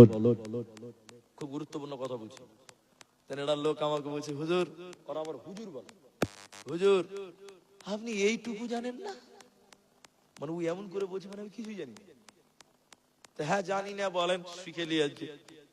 তনু বলছে যে 786 মানে হলো বিসমিল্লাহির রহমানির রহিম। এটা শুনেছেন আপনারা? শুনেননি? এই মূল বিষয়রা জানেন। 786 মানে বিসমিল্লাহ কি করে হলো? এই গুমর কথাটা আপনাকে শিখে, গুমর কথাটা কেউ বলবে না, আমি বলেই বলছি। বগদাদি কায়দাতে দেখবেন আল্লাহর 99টা নাম আছে, আর তার আগের পৃষ্ঠার নিচে লেখা থাকবে ছোট ছোট করে আলিফ বা তা সা জিম, সবটি অক্ষর লেখা আছে। আর প্রত্যেকটা অক্ষরের নিচে একটা করে অঙ্ক লেখা আছে। অঙ্ক, অঙ্ক বুঝেন? আলিফ, আলিফের নিচে লেখা আছে 1, বা ওর নিচে লেখা আছে 3, তা ওর উপরে লেখা আছে 8। এরকম প্রত্যেকটা অক্ষরে একটা করে অঙ্ক লেখা আছে। কথা বুঝতে পারলেন? এবার বিসমিল্লাহ, বিসমিল্লাহ তা আরবিতে কোন অক্ষর প্রথমে? বা, যাকে বলে বে, আগেকার মানুষ বে বলে, বা। তো বা, বায়ের নাম্বার কত? 3। তারপরে কি আছে? সিন, বিসিন, সিনের নাম্বার কত? 2, লিখলো 2। তারপরে কি? মিম, মিমের কত? 9, লিখলো 9। এই করে বিসমিল্লাহতে আরবি যতটা অক্ষর আছে সবটি অক্ষর অঙ্ক নাম্বার গুলো যোগ করে দেখেছে যে 786 হয়ে গেছে। বুঝি এটাই বিসমিল্লাহ। এখন আমি বলি শোনেন, এটা যদি তাই হয় তাহলে অমুসলিম ভাইদের হরে কৃষ্ণ হরে রাম লিখলে যা হয়, 786 লিখলে তাই হয়। তো তাহলে বলেন এবার 786 বলা যাবে? সবাই বলেন। একটা লোক বলবেন, একটা উত্তর দেন আমাকে। আজকে এই গ্রামে গরু জবাই হয়েছে, হয়েছে কি হয়নি? গরু জবাই করে দোয়া কে জানেন? কে জানেন গো? গরু জবাই করে দোয়া কেউ জানেন না? আল্লাহ আকবার। কোন দেশ এসেছে যে ওই একটা লোক হাত তুলেছে, কি বলেন? বিসমিল্লাহে আল্লাহু আকবার। এখন আমি বলি, এখন যদি কোন কসাই বলে 786 আল্লাহু আকবার, কে কে খাবে? হাত তুলো। বিসমিল্লাহ বাদ দিয়ে যদি বলে 786 আল্লাহু আকবার, বিহাই 60,000 টাকা দামি গরু খেয়ে নাও, তোর গোষ্ঠী মারি। ফাইলে মুখে ছ। তাহলে 786 কোনদিন বিসমিল্লাহ হতে, সবাই জোরে বলেন না ভাই? আর না। আচ্ছা বিসমিল্লাহ যদি 786 হয়, তাহলে সূরা ফাতিহার একটা অঙ্ক হবে। এরা বুঝে না মনে হয় কথা, হবে না? তাহলে আলহামদুলিল্লাহর একটা অঙ্ক হবে। এবার কেউ যদি নামাজে শুরু করে, এদিকে দেখেন, এদিকে দিকে দিকে, 502 786 1,72,420 420 নামাজ হবে। এই অঙ্কতে নামাজ হবে? কবরে যাবেন তো কোন জায়গাতে মারবে আল্লাহর ফেরেশতারা? তাহলে বিসমিল্লাহ পড়লে নেকি হবে। কোরআনের সূরা তওবাতে বিসমিল্লাহ নাই, কোরআনের অপর সূরাতে 2টি বিসমিল্লাহ আছে। তাহলে বিসমিল্লাহ কোরআনের আয়াত, কোরআনের প্রতিটা অক্ষরে অক্ষরে 10টা করে যদি নেকি পাওয়া যায়, তাহলে বিসমিল্লাহ পড়লে নেকি হবে, 786 বললে গুনাহ হবে, কোরআনকে অপমান করা হবে। আল্লাহ বলেন, যদি তোমরা মুত্তাকি হবে রে ওয়াল কিতাব, এই কোরআনের উপরে, এই কিতাবের উপরে তোমাদের ঈমান রাখতে হবে, যদি তোমরা প্রকৃত মুত্তাকি হতে চাও।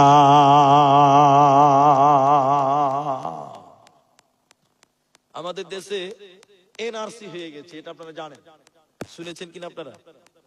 এদিকের লোক মনে হয় জানে না, জানেন না। এবার পশ্চিমবঙ্গে শুরু হয়েছে এসআইআর।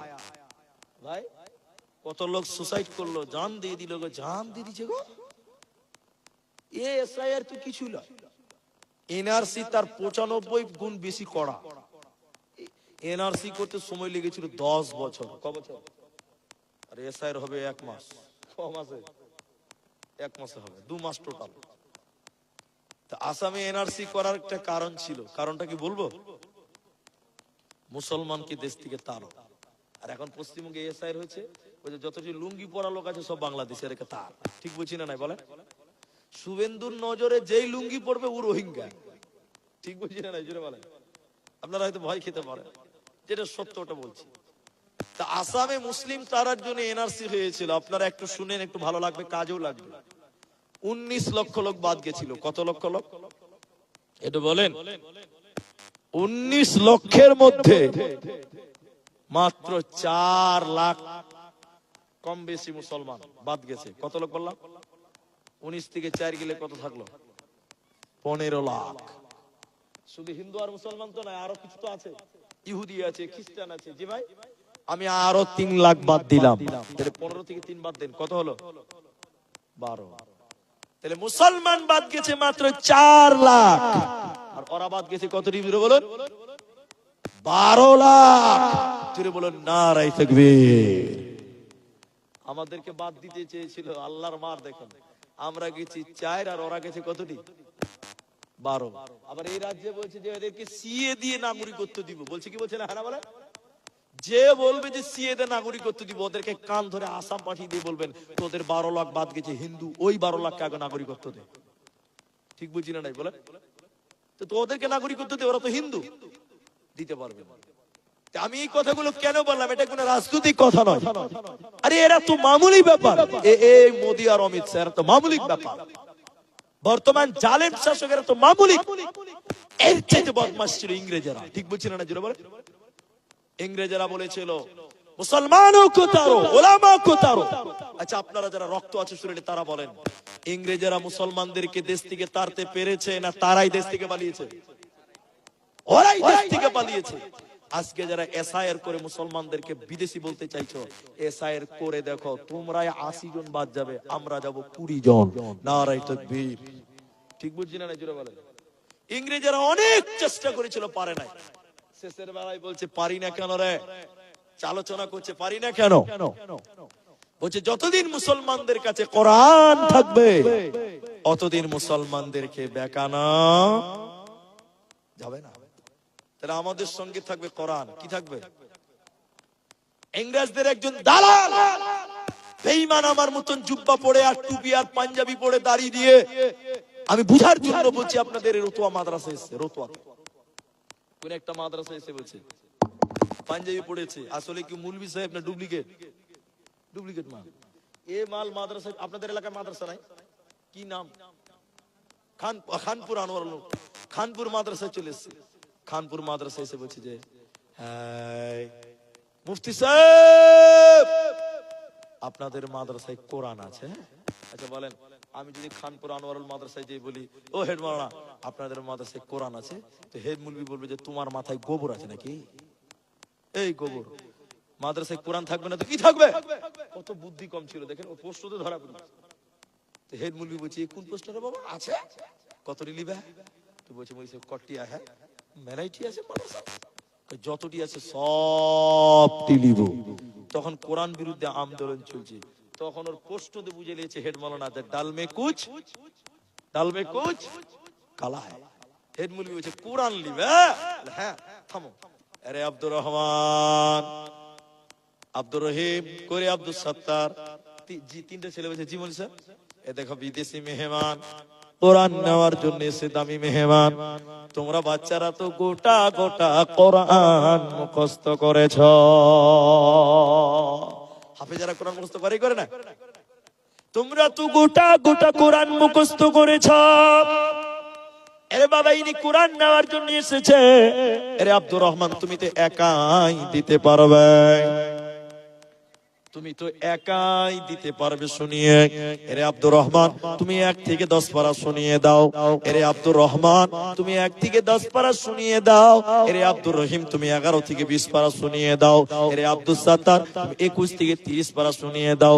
যখন তিনটা ছেলে এই বেঈমানকে বিসমিল্লাহ থেকে শুরু করে মিনাল জিন্নাতি ওয়ান নাস পর্যন্ত শুনিয়েছে, ওই বেঈমান দাঁড়িয়ে হাতে হাত রেখে কালেমা ঈমান এনে বলল আমাদের আলোচনা হয়েছিল কোরআন কিন পুড়িয়ে দাও জ্বালিয়ে দাও, কিন্তু আমি আল্লাহর কসম করে বলছি মুসলমানদের থেকে কোরআনকে আলাদা করা সম্ভব হবে না। তার কারণ শুনে নাও, কোরআনকে মুসলমানের তাদের আত্মাতে জায়গা দিয়েছে। আজকে পৃথিবীতে লক্ষ লক্ষ কোটি কোটি কোটি কোটি বিলিয়ন মিলিয়ন কোরআনের হাফেজ আছে। যত কোরআন যদি তোমরা পুড়িয়ে দাও মুহূর্তে কোরআন বেরিয়ে যাবে, কারণ কোরআন মুসলমানদের আত্মাতে রয়েছে। অতএব এই কোরআনকে মিটানো যাবে না, পারবে না, পারবে না। আল্লাহ 4 নাম্বার বলেন ওয়াল কিতাব, এই কিতাবের উপরে কোরআনের উপরে তোমরা ঈমান আনতে হবে। কটা হলো ভাই? 4টা হলো। একবার বলেন কটা হলো? এখন ঘড়িতে বাজে 11টা বেজে 43 মিনিট। আমি আর আধা ঘন্টা টাইম আপনাদেরকে অনুরোধ করছি উঠিয়েন না। 3টা অবধি না, ডিজেল গাড়ি আছে খালি ঢালবেন আর চলবে, ওইরকমই ভাবছে। তো এদিকে আপনারা আর আধা ঘন্টা বসেন, একটু ইনশাল্লাহ বলেন, একটু তাকবীর দেন তো ভাই, নারায়ে তাকবীর। মানে আগে বেড়া না দিলে 12টার পর লোক থাকে না, যেই 12টা বাজবে লাইন ধরে নিবে সব। আধা ঘন্টা টাইম বসেন, একবার জোরে বলুন ইনশাআল্লাহ। আপনি আধা ঘন্টার পর বসবেন না, আর আমি আধা ঘন্টা পর আপনাকে বসতে বলবো না, আপনি এমনিতেই চলে যাবেন, কিন্তু আধা ঘন্টা আগে কেউ আমরা উঠবো না। একবার জোরে বলুন ইনশাআল্লাহ। নাম্বার 5, যদি তোমরা মুত্তাকি হবে ওয়াল নবিয়্যিন, আমার নবীদের উপরে ঈমান। সবাই বলুন এই নবীরা কোনদিন মিথ্যা বলতো? ইচ্ছা করে না, নবীরা যা বলেছেন আল্লাহর কথা বলেছেন। কার কথা বলেছেন? এরা কথা বলে না। আমরা যতটা নবীকে ভালোবাসি আমাদের চেয়ে বেশি ভালোবাসতেন সাহাবীরা। এতে কারো সন্দেহ আছে? কার সন্দেহ আছে? হাত তুলো। হযরতে তালহা রাসূলকে কেন্দ্র করে তীর মারছে, তীর। হযরতে তালহা রাসূলের সামনে বুক পেতে দিয়ে দাঁড়িয়ে গেছেন, আল্লাহর নবী রক্ষা পাক, আমার বুকে তলোয়ার লাগবে, তীর লাগবে। জোরে বলুন সুবহানাল্লাহ। এখন আপনার বাড়িতে এদিকে এদিকে আপনার বাড়িতে পিস্তল নিয়ে ডাকাত ঢুকে গেছে, গুন্ডা। বাপ একদিকে ধরবে, বেটা একদিকে ধরবে, চাচা আপনজন বাঁচা। ঠিক বুঝছেন না বলেন? তাহলে নিজের জীবনের চাইতে সাহাবীরা রাসূলকে ভালোবাসতেন। তাহলে আমাদের 5 নম্বর গুণ, নবীদের উপরে ঈমান রাখবো। বলুন ইনশাআল্লাহ। এখন দুইটি ঘটনা বলবো, খুব ভালো লাগবে, একটু একটু করে 2 মিনিট করে লাগবে। এক, আল্লাহর নবী একদিন একটা, মনে করেন পূর্ব দিক থেকে পশ্চিম দিকে যাচ্ছে, আর পূর্ব দিক থেকে একটা রাখাল উট নিয়ে পশ্চিম দিকে যাচ্ছে বিক্রি করার জন্য। তো রাস্তার মাঝামাঝিতে রাসূলের সঙ্গে দেখা। আপনারা বুঝতে পারছেন ভাই? রাসূলকে জিজ্ঞাসা করলেন, এই এই এই কোথায় যাচ্ছ? ওই কাফের, ও কিন্তু উটওয়ালা কাফের, মুনাফিক। হুজুর এটা বিক্রি করতে যাচ্ছি বাজারে। আল্লাহ রাসূল বললেন, ক টাকা নিবি রে? ক টাকা লাগবে দাম? তো বলছে যে 12 টাকা দিবেন। রাসূল বললেন 10 টাকা দিব। বলছে ঠিক আছে। নবী বলছেন, আমি টাকা নিয়ে আসিনি, উটটা আমার বাড়িতে বেঁধে দিবি, টাকা নিয়ে ঘর যাবি। একটু আপনারা মুখ খুলেন, দামদার হয়েছে হয়নি? সবাই বলেন হয়ে গেছে। উটওয়ালা রাসূলের পেছন পেছন পেছন পেছন পেছন পেছন বাড়ি গেছে। এমন সময় ওই রাস্তাতে একটা মুনাফিক এসে। মুনাফিক, মুনাফিক ভালো না খারাপ? ও করোনা ভাইরাসের চেয়ে খারাপ। আর কাজী গন্ডগোল লাগা, ঝামেলা লাগা। এবার মুনাফিক এসে ওই কাফেরকে, উটওয়ালাকে ঘোড়া মারছে। এই কয় টাকা দাম হলো? কয় টাকা দাম? আস্তে করে বলছি। মুনাফিকের কাজ ভেল লাগা, বেল লাগা। কি লাগা বললাম? বেল লাগা। এবার কাফের বলছে, তো ভাই এটা দাম 10 টাকা হয়েছে। তখন মুনাফিক বলছে, মাত্র 10 টাকা? এটা বাজারে গেলে 14 টাকা থেকে 15 টাকা পেতেই পেতে। তখন ওর ভিতরে ধাক্কা খাইলো, যা বাবা, তাহলে 5 টাকা লস। আমি আগেই বলেছি মুনাফিকের কাজ বেল লাগা, ঝামেলা লাগা। ইতো অশান্তি তৈরি করে দিয়ে কেটে গেল, মুনাফিক পালিয়ে গেছে। এবার উটওয়ালা কাফের দিল খালি ধারাক ধারাক করে, যা বাবা 5 টাকা লস। খানিকক্ষণ পর খালি বলছে,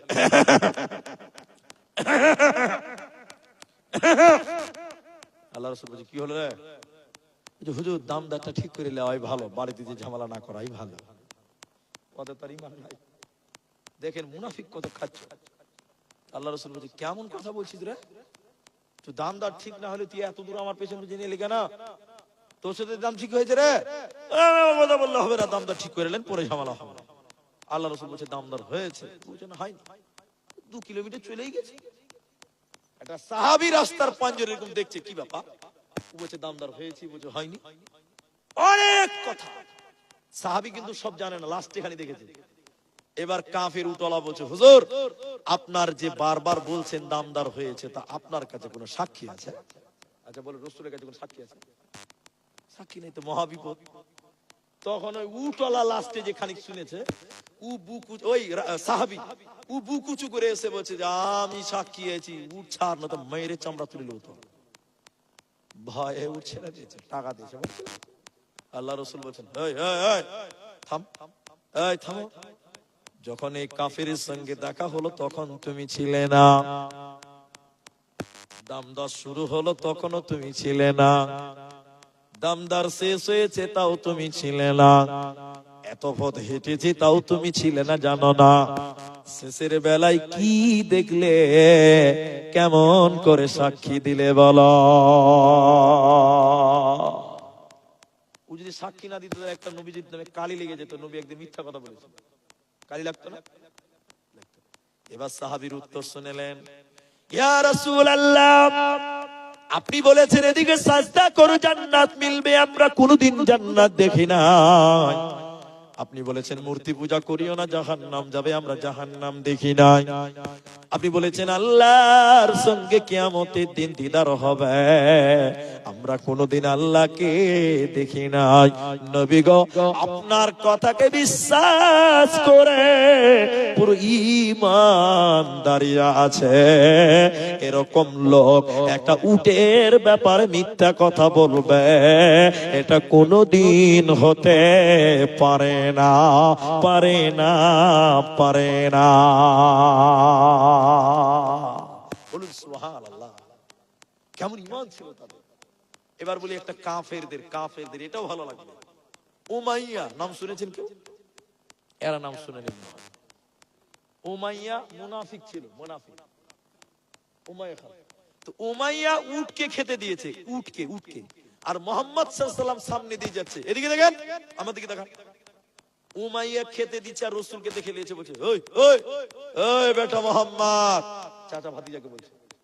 আল্লাহ রাসূল বলছে জি চাচা, দেখ দেখ দেখ, এই যে উটকে খেতে দিছি না, এই যে উটকে খেতে দিয়েছি, এই উটের উপরে চেপে আগামী জিহাদে তোকে মারবো। কাকে বললো? নবীকে বলেছে। উমাইয়া বলছে। আল্লাহ রাসূল শুনেছে, খানিক মাথা নামও করেছে, এরকম উঠেছে, বলছে চাচা উমাইয়া, আমি নবী বলছি আগামী জিহাদে তুই মরবি। বলেন ও আর বাজবে? আর বাজবে? যেই বলেছে আগামী জিহাদে তুই মরবি, আর ভিতর ধাকাম শুরু হয়ে গেছে, হেলিকপ্টার চলতে লেগে গেছে। ও টেনশনে খাওয়া দাওয়া ছেড়ে দিয়েছে। তো উমাইয়ার স্ত্রী বলছে কি ব্যাপার জি, তোমাকে রগা রগা লাগছে কেন? হ্যাঁ বলিস না, মোহাম্মদকে বললাম এই উটকে চেপে চেপে তোকে মারবো, উফের আঙুল তুলে বলেছে আগামী জিহাদে তুই মরবি। উমাইয়ার স্ত্রী বলছে কে বলেছে? বলে মোহাম্মদ। মোহাম্মদ! উমাইয়ার স্ত্রী মাথায় হাত দিয়ে কাঁদতে লেগে গেছে। আর উপায় নাই, যে বলেছে আর উপায়। তখন উমাইয়া তো বদমাশ কমলাই, উমাইয়া বলছে দেখছি আমি জিহাদেই যাব না, আমাকে মারছে কি করে ওটাও দেখছি। ও আরো বদমাশ। সব জিহাদে চললো, বেঈমানেরা যাচ্ছে, মুনাফিকেরা যাচ্ছে। বলছে উমাইয়া কই রে, উমাইয়া কই, ডাক ডাক ডাক ডাক ডাক ডাক, ওকে দেখতে পাওয়া যায় না, নেতাকে দেখতে পাই না, ডাক। উমাইয়ার বাড়ি দরজায় যেয়ে বলছে উমাইয়া। উমাইয়া ঘরের ভিতর থেকে বলছে কি হলো, আস্তে করে বলছে। তখন বলছে যে জিহাদে যাবি না, বাড়া। ঘরের ভিতর থেকে বলছে শরীর খারাপ। বলেন শরীর খারাপ হয়েছে? তারা বুঝে না মনে হয় শরীর খারাপ হয়েছে না মরণের ভয়, মরণের ভয়। তখন বেঈমানেরা বলল শরীর খারাপ, নাটক, অভিনয়, বাহানা, যা মুহাম্মাদের গোলাম হওয়া, যা হার মেনে লেগা, যা। এই যে উঁচু উঁচু করে বলতে লাগলো। উমাইয়া সহ্য করতে না পেরে স্ত্রীকে বলছে তলোয়ারটা দে তো গে। যেই তলোয়ার নিয়ে চলে গেল যুদ্ধের ময়দানে, হযরতে বেলালকে কুপিয়ে হত্যা করে জাহান্নাম পাঠিয়েছে। বলুন নারায়ে তাকবীর। তাহলে সে একজন মুনাফিক, সেও জানতো আমার নবী যা বলে সত্য কথা বলেন। বলুন সুবহানাল্লাহ। নবীর উপর ঈমান। আল্লাহ পাঁচটা বললেন, এবার আমি আধা ঘন্টা চেয়েছি, উঠবেন না মা বোন, আপনারা উঠবেন না। এবার একটা করে দেখেন, পূর্ব পশ্চিমে শুধু সাজদা করলে হবে না, নামাজ পড়লেই হবে না, তার সঙ্গে পাঁচটা ঈমান। আল্লাহর উপরে ঈমান, আখিরাতের উপরে ঈমান, ফেরেশতাদের উপরে ঈমান, কোরআনের উপরে ঈমান, আর নবীর নবীদের উপরে ঈমান। এগুলো হলো ঈমান। এবার আমাল, এবার পাঁচটা আমল। 1 ঘন্টা লাগবে না, আধা ঘন্টা লাগবে না, 5 মিনিটে শুধু আমলগুলো রিপিট করব, গুনিয়ে দেব, টাইম নেব না। আল্লাহ 5টা আমল বললেন, উঠিয়েন না মায়েরা, 5টা আমল শুধু গুনিয়ে দিচ্ছি 5 মিনিট। 1 ওয়াতাল মালা আলা হুব্বিহি যাবিল কুরবা ওয়াল ইয়াতামা ওয়াল মাসাকিন ওয়া আবনাস সাবিল ওয়া আকামাস সালাত ওয়া আতাজ যাকাত ওয়াল মুফুনা বিআহদিহিম ইযা আহাদু ওয়াস সাবিরিনা ফিল বাসাই ওয়াদ যাররাই ওয়া হিনাল বাস। শুধু খালি গুনিয়ে দিচ্ছি। 1 আল্লাহর মহব্বতে তোমরা দান করো। এতিমদের, মিসকিনদের, নিকটাত্মীয়দের, মুসাফিরদেরকে, ফকিরদেরকে আল্লাহর রাস্তায়। তাহলে 1 নাম্বার আমাল দান। 2 নাম্বার ওয়া আকামাস সালাত, নামাজ কায়েম করতে হবে। 3 নাম্বার ওয়া আতাজ যাকাত, যাকাত প্রদান করতে হবে। ওয়াল মুফুনা বিআহদিহিম ইযা আহাদু, যেটা ওয়াদা করবে ওয়াদা ঠিক রাখবে। আর 5 নাম্বার আল্লাহ বলেন ওয়াসসাবিরিনা ফিল বাসাই ওয়াদ-দাররাই ওয়া হিনাল বাস, বিপদে আপদে সুখে দুঃখে চড়াই উতরাই তোমাকে ধৈর্য ধরতে হবে। তাহলে 5টা 10টা। এবার আমার দিকে তাকান। আল্লাহর উপরে ঈমান, আখিরাতের উপরে ঈমান, ফেরেশতাদের উপরে ঈমান, কোরআনের উপরে ঈমান, নবীদের উপরে ঈমান। আমাল 5টা হলো দান করা, নামাজ পড়া, যাকাত দেওয়া, ওয়াদা ঠিক রাখা, বিপদ আপদে ধৈর্য ধারণ করা। এই 5টা 10টা চার ভিতরে চলে আসবে রে। আমার আল্লাহ বলেন উলাইকাল্লাযীনা সাদাকু, এরাই হলো প্রকৃত সত্য। ওয়া উলাইকা হুমুল মুত্তাকুন, এরাই হলো প্রকৃত মুত্তাকি। আমার আল্লাহ বলেন ইন্নালিল মুত্তাকিনা মাফাজা, নিশ্চয়ই মুত্তাকিরা বেঁচে গেছে, এদের কোনো চিন্তা নাই। ভাইয়া, অনেক কথাকে বাদ দিয়ে মুদ্রা কথাগুলো আপনাদের সামনে পেশ করলাম। আমি একটু দোয়া করব, কিন্তু উঠবেন না। আপনি দান করতে হবে না, বসে থাকেন। কিন্তু আমি একটা আবেদন করব আপনাদেরকে। জানি না কে আছেন মা, কে আছেন বাবা, কে আছেন যুবক ভাই, কে আছেন বন্ধু। আমি আপনাদেরকে এগুলো চেয়ার, অ্যাকচুয়ালি জালসার চেয়ার লয়, ওই প্লাস্টিকের হ্যান্ডেলওয়ালা চেয়ার যদি আমাকে দিতেন তো আমি এত খুশি হতাম বলার বাইরে। একটু পিঠ ঠেকাবো তো মনে হচ্ছে দিনাজপুরে পিঠটা আছে, বুঝলে, মনে হচ্ছে দক্ষিণ দিনাজপুরে আছে, এরকম টেড়া হয়ে আছে। তো এগুলো বক্তার চেয়ার নয়, খুব অসুবিধা। আমি আপনাদের যে কথাগুলো বলবো একটুখানি ধৈর্য ধরে শুনেন, আপনার কিছু কাজে লাগবে। এখানে অনেকের মা নাই ভাই, আপনাদের যার মা নাই একটু হাত তোলেন তো।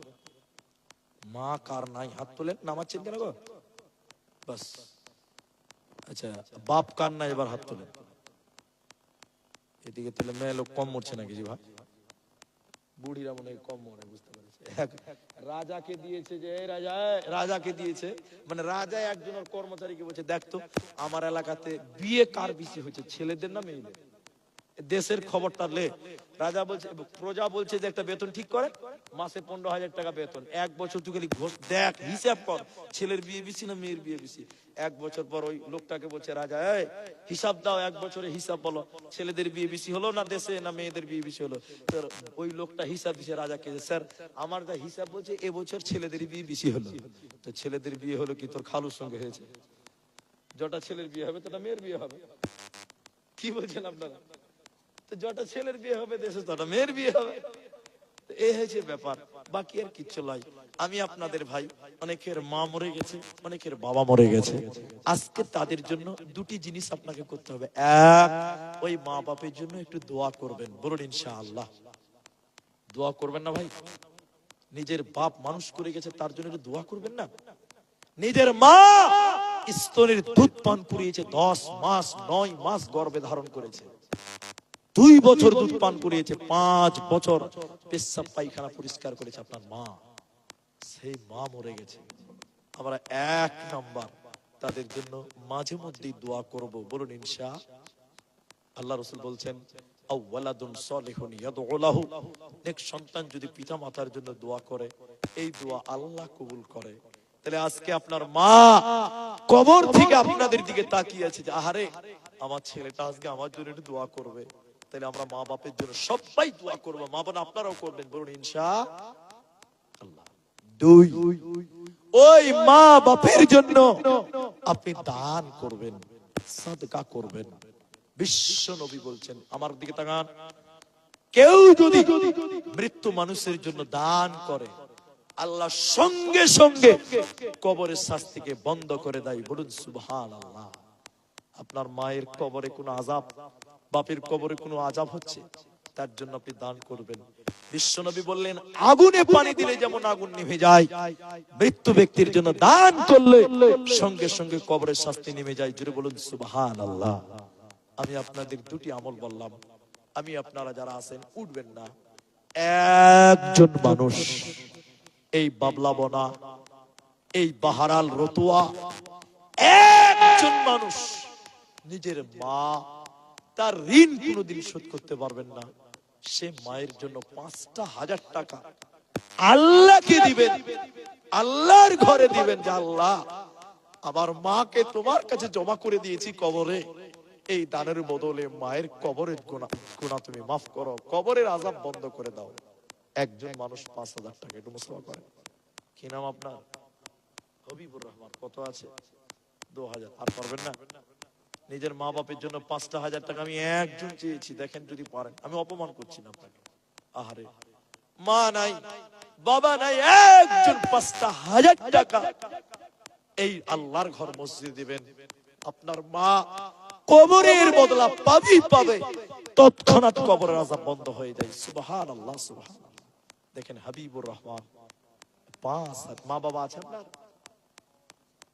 মা মারা গেছে। আহারে হাবিবুর ভাই, আল্লাহ মাকে কবরে দিয়েছে, আল্লাহ তোমার কাছে জমা দিয়ে দিয়েছে রব্বুল আলামিন। ওই গর্ভধারিণী মা, ওই মায়ের জীবনের গুনাহ খাতা তুমি কে মাফ করে দাও। একটু জোরে বলুন আল্লাহুম্মা আমিন। আল্লাহ মায়ের কবরটাকে তুমি জান্নাত বানিয়ে দাও। আমি দোয়া বলছি, আপনারা আমিন বলেন। আল্লাহুম্মা গফির লাহু ওয়ারহামহু, বলুন আল্লাহুম্মা আমিন। একজন 5,000 টাকা দিলেন, উঠে যাবেন না, আপনি বসে থাকবেন তাও ভালো। আর একটা লোক বলেন 5,000 টাকা। আমি আধা ঘন্টা টাইম বলেছি, এখনো 15 মিনিট টাইম আছে, এখন 57 বাজে। বলুন কেউ আল্লাহর বান্দা? আর একটা লোক 5,000 টাকা। নিজের মা, নিজের শরীরের চামড়া কেটে মায়ের জুতা বানালেও মায়ের ঋণ শোধ করতে পারবেন না। কি দিলেন মাকে? ওই মাকে 5,000 টাকা আজকে দিবেন। আল্লাহ আমার মা কবরে গেছে রব্বুল আলামিন, আমার মা মূর্খ মানুষ, অশিক্ষিত ছিল, মায়ের ভুলগুলো তুমি মাফ করে জান্নাত করে দাও। ছেলেরা একজন কেউ নাই, নিজের মায়ের জন্য 5,000 আর একজন দেবেন। আর একটা লোকের কাছে আমি আবেদন করছি, 5,000 টাকা এখন নাই, পরে দিবেন। নামটা বলেন, নাম। 5,000 টাকা কি মূল্য আছে পরে? আর আপনি যদি আপনার মা বাপের জন্য দান করেন, আপনার ছেলেরা একদিন আপনার জন্য দান করবে, বিশ্বাস করেন। ওখানে যাও, ওখানে যাও, ওখানে যাও। বুঝতে পারছি। আগে কেউ ধরেন তো, আগে ধরো তো একজন, কেউ ডিস্টার্ব হয়েছে। ভলেন্টিয়ার ভাই একটু ধরেন তো ভাই, এখানে বসিয়ে দেন। যাও ওখানে বসো, যাও। একজন পেলাম হাবিবুর রহমান, আর একটা লোক কেউ নাই যে 5,000 টাকা এই রতুয়া অঞ্চলে এলাকার মানুষ একটা। আমি বলেছি পরে দিবেন, এখন দিতে হবে না, পরে দেন। শুধু নামটা বলেন যে ভাই আব্দুর রহমান, আপনি বড় ভাইয়ের, আপনি দয়া করে আমার আম্মার জন্য দোয়া করেন। রাত 12টা বাজে। এ সময় আল্লাহর কাছে চাইলে পাওয়া যায়। আল্লাহ ডাকে, বান্দা তোমরা চাও, যা চাইবে আমি তাই দেব। আমার মা জননী, এমন কোন মা নেই যে 5,000 টাকা আমি দিলাম আমার মায়ের জন্য, বাপের জন্য। আল্লাহ, দেখেন মেয়েদের দিকে যান, এদিকে যেতে হবে না, ওইদিকে যান, মেয়েদের দিকে যদি কেউ পারেন। আর যদি বলেন না মাওলানা সব দান করা হয়ে গেছে, তাহলে আমি আপনাকে বলি ভাই, আল্লাহ তো একজন আছে, মরতে তো একদিন হবেই। যদি 5,000 টাকা না পারেন, তাহলে 1,000 করে 5টা লোক দেন। তাও আমি বলবো যারা 5 জন মিলে 5,000 হয়েছে, একটা করে দেন 1,000 টাকা। 1,000 টাকার উতোয়ার মানুষ মাত্র 1,000টা টাকা মসজিদে দিবেন।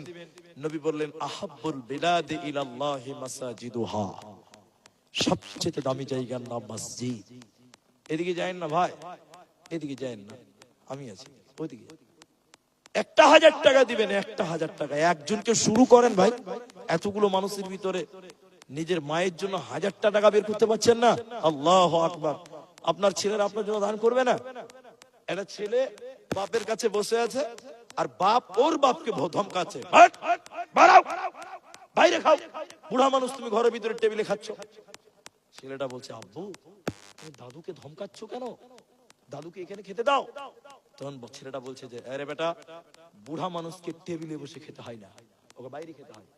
ছেলে তখন বলছে ঠিক আছে আব্বা, তুমি যেদিন বুড়া হবে তোমাকে আমি এইভাবে বাড়ি থেকে বের করে বাইরে খেলাবো, তোমাকেও ঘরে খেতে দিব না। তুমি তোমার বাপের সঙ্গে যেরকম করবে, তোমার ছেলেরা তোমার সঙ্গে সেরকম করবে। 1,000 টাকা নিজের মায়ের জন্য চেয়েছি, বাপের জন্য চেয়েছি, একজন ব্যক্তিও পাওয়া গেল না। আলহামদুলিল্লাহ। 2500 টাকা পরে দিবেন। কি নাম আপনার? এমাদুর রহমান। 3000 টাকা 500 নগদ, 2500 টাকা বাকিতে। মা বাবা আছে আপনার? আমারও বাবা নাই, ওনারও বাবা নাই। রব্বুল আলামিন ভাইয়ের আব্বাকে কবরে রেখেছে। আল্লাহ তুমি আব্বার জীবনের গুনাহ খাতাকে তুমি মাফ করো, বলুন আল্লাহুম্মা আমিন। রব্বুল আলামিন বাপ যদি জেনে না জেনে যদি কোনো গুনাহ করে থাকে, রব্বুল আলামিন এই 3000 টাকার বদলে তুমি তার জীবনের ভুল ভ্রান্তি তুমি মাফ করো। আরেকবার বলুন আল্লাহুম্মা আমিন। ভাই গো, একজন 5 একজন 3 হলো, তাহলে 1000 টাকা শুরু করতে পারলাম না। কে দিবে গো 1000 টাকা? এটা লোক বলেন কে দিবে বলছিল? নাই, কেউ নাই 1000 টাকা দেনেওয়ালা। আল্লাহু আকবার। ধরেন, তাহলে আমি দোয়া করে দিব। কিন্তু আমি অবাক হলাম যে এই সব এলাকার লোক 1000 টাকা নিজের বাপের জন্য, মায়ের জন্য অন্তরস্থল থেকে বের করতে পারলেন না। কাল কিয়ামতের দিন কি জবাব দিবেন? ছেলে মেয়েরা কি করলেন বাপের জন্য, আপনি কি করেছেন? কিচ্ছু না করতে পারলে অন্তত মা এবং বাপের জন্য মাঝে মধ্যে সাদকা করবেন, মা বাপের জন্য একটু করে দোয়া করবেন। আপনি মরলে আপনার ছেলে মেয়েরা আপনার জন্য দান করবে, আপনি মরলে আপনার ছেলে মেয়েরা আপনার জন্য সাদকা করবে।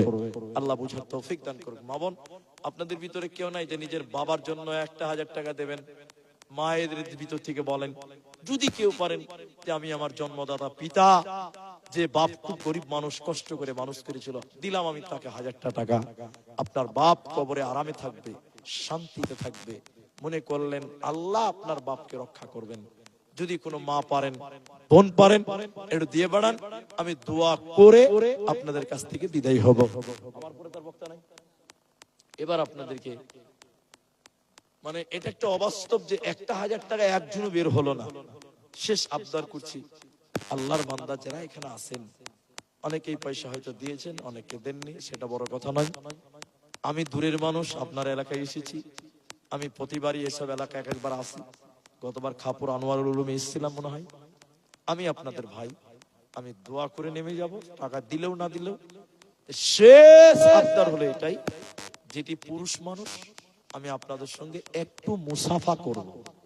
এতে ইনশাআল্লাহ কেউ আপত্তি করবেন না। মুসাফা করলে আন্তরিকতা বাড়ে। আমি একবার নারায়ে তাকবীর দিব, আপনারা আল্লাহু আকবার বলে, যতটি পুরুষ মানুষ পেছন পর্যন্ত আছেন সবাই একটু আল্লাহু আকবার বলে দাঁড়াবেন। একবার বলেন ইনশাআল্লাহ। ইনশাআল্লাহ বলেন, ইনশাআল্লাহ বলেন। একটু দাঁড়িয়ে যাবেন, একটু পকেটে হাত ভরবেন, 2 টাকা 10 টাকা 5 টাকা যা আছে পকেট থেকে বার করবেন। আরেকবার নারায়ে তাকবীর দিব।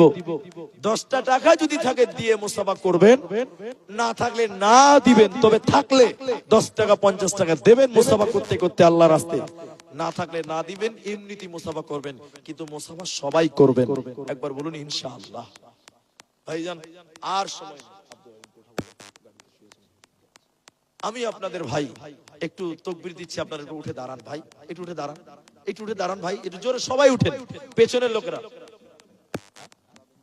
আলাউদ্দিন মাস্টারের স্ত্রী 2000 টাকা, একটু দাঁড়ান, নারায়ে তাকবীর। ভাই সবাই দাঁড়ান, পেছনে পালাবেন না। আমি বলেছি 10 টাকা থাকলে দিয়ে মুসাফা করেন, না থাকলে এমনিতেই মুসাফা করেন, টাকা লাগবে না। মা বোনদের কাছে হয়তো কেউ গামছা নিয়ে গেছে, 1 টাকা 2 টাকা 5 টাকা যা আছে বিসমিল্লাহ বলে চাদরে দিন, ওতে বরকত হবে। আলাউদ্দিন মাস্টারের স্ত্রী 2000 টাকা দিয়েছে, আল্লাহ তুমি তার নেক উদ্দেশ্য পূর্ণ করো। ভাই কেউ পালাবেন না, সবাই একটু সামনে আসবেন, পেছনে কেউ যাবেন না। আমি আরেকবার তাকবীর দিচ্ছি, সঙ্গে সঙ্গে আসেন। সরওয়ার হোসেন দাদু দাদির জন্য 10,000 টাকা, মাশাআল্লাহ। একটু সবাই একসঙ্গে আসবেন, আল্লাহ আসমান থেকে খুশি হবে। 10 টাকা 20 টাকা 50 টাকা থাকলে দিবেন, দিয়ে মুসাফা করেন, না থাকলে না দেন, এমনিতে সবাই আসেন, চলে আসেন ভাই।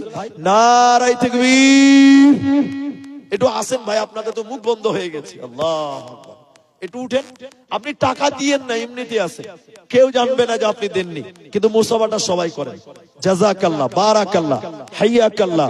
ঘর ঘর করা বান্দা, ঘর ঘর করা, ঘর ঘর করা বান্দা, ঘর ঘর করা।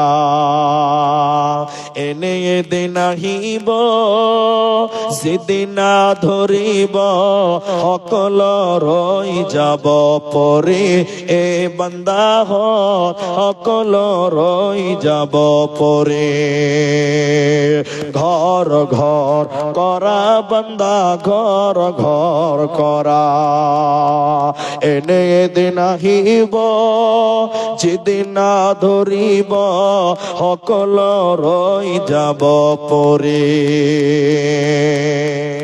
বিল্ডিং বাড়ি টকা পয়সা লৰা ছোৱালী মাক দেউতা যাব লাগিব সকল কেৰি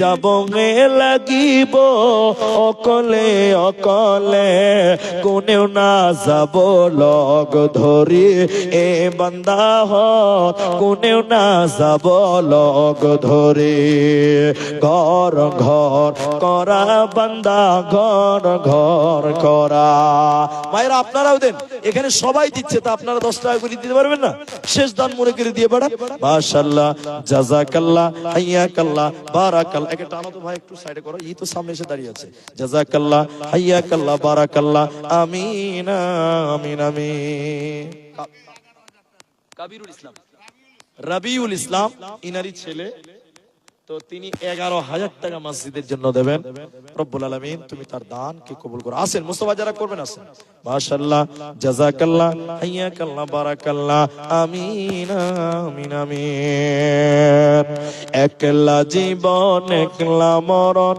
একলা থাকতে কিসের ভয় এই দুনিয়ার মানুষগুলি কেউ তো কারণ এই দুনিয়ার মানুষগুলি কেউ তো কারণ স্বার্থ ছাড়া কেউ চলে না মনের দুঃখ কেউ বোঝে না অন্যের দুঃখ দেখে আবার করে দুঃখীর অভিনয় এই দুনিয়ার মানুষগুলি কেউ তো কারণ এই দুনিয়ার মানুষগুলি কেউ তো কারণ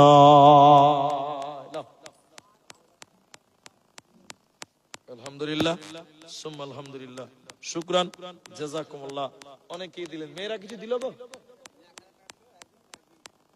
একজন 1000 টাকা একজন 500 টাকা মাশাআল্লাহ জাযাকাল্লাহ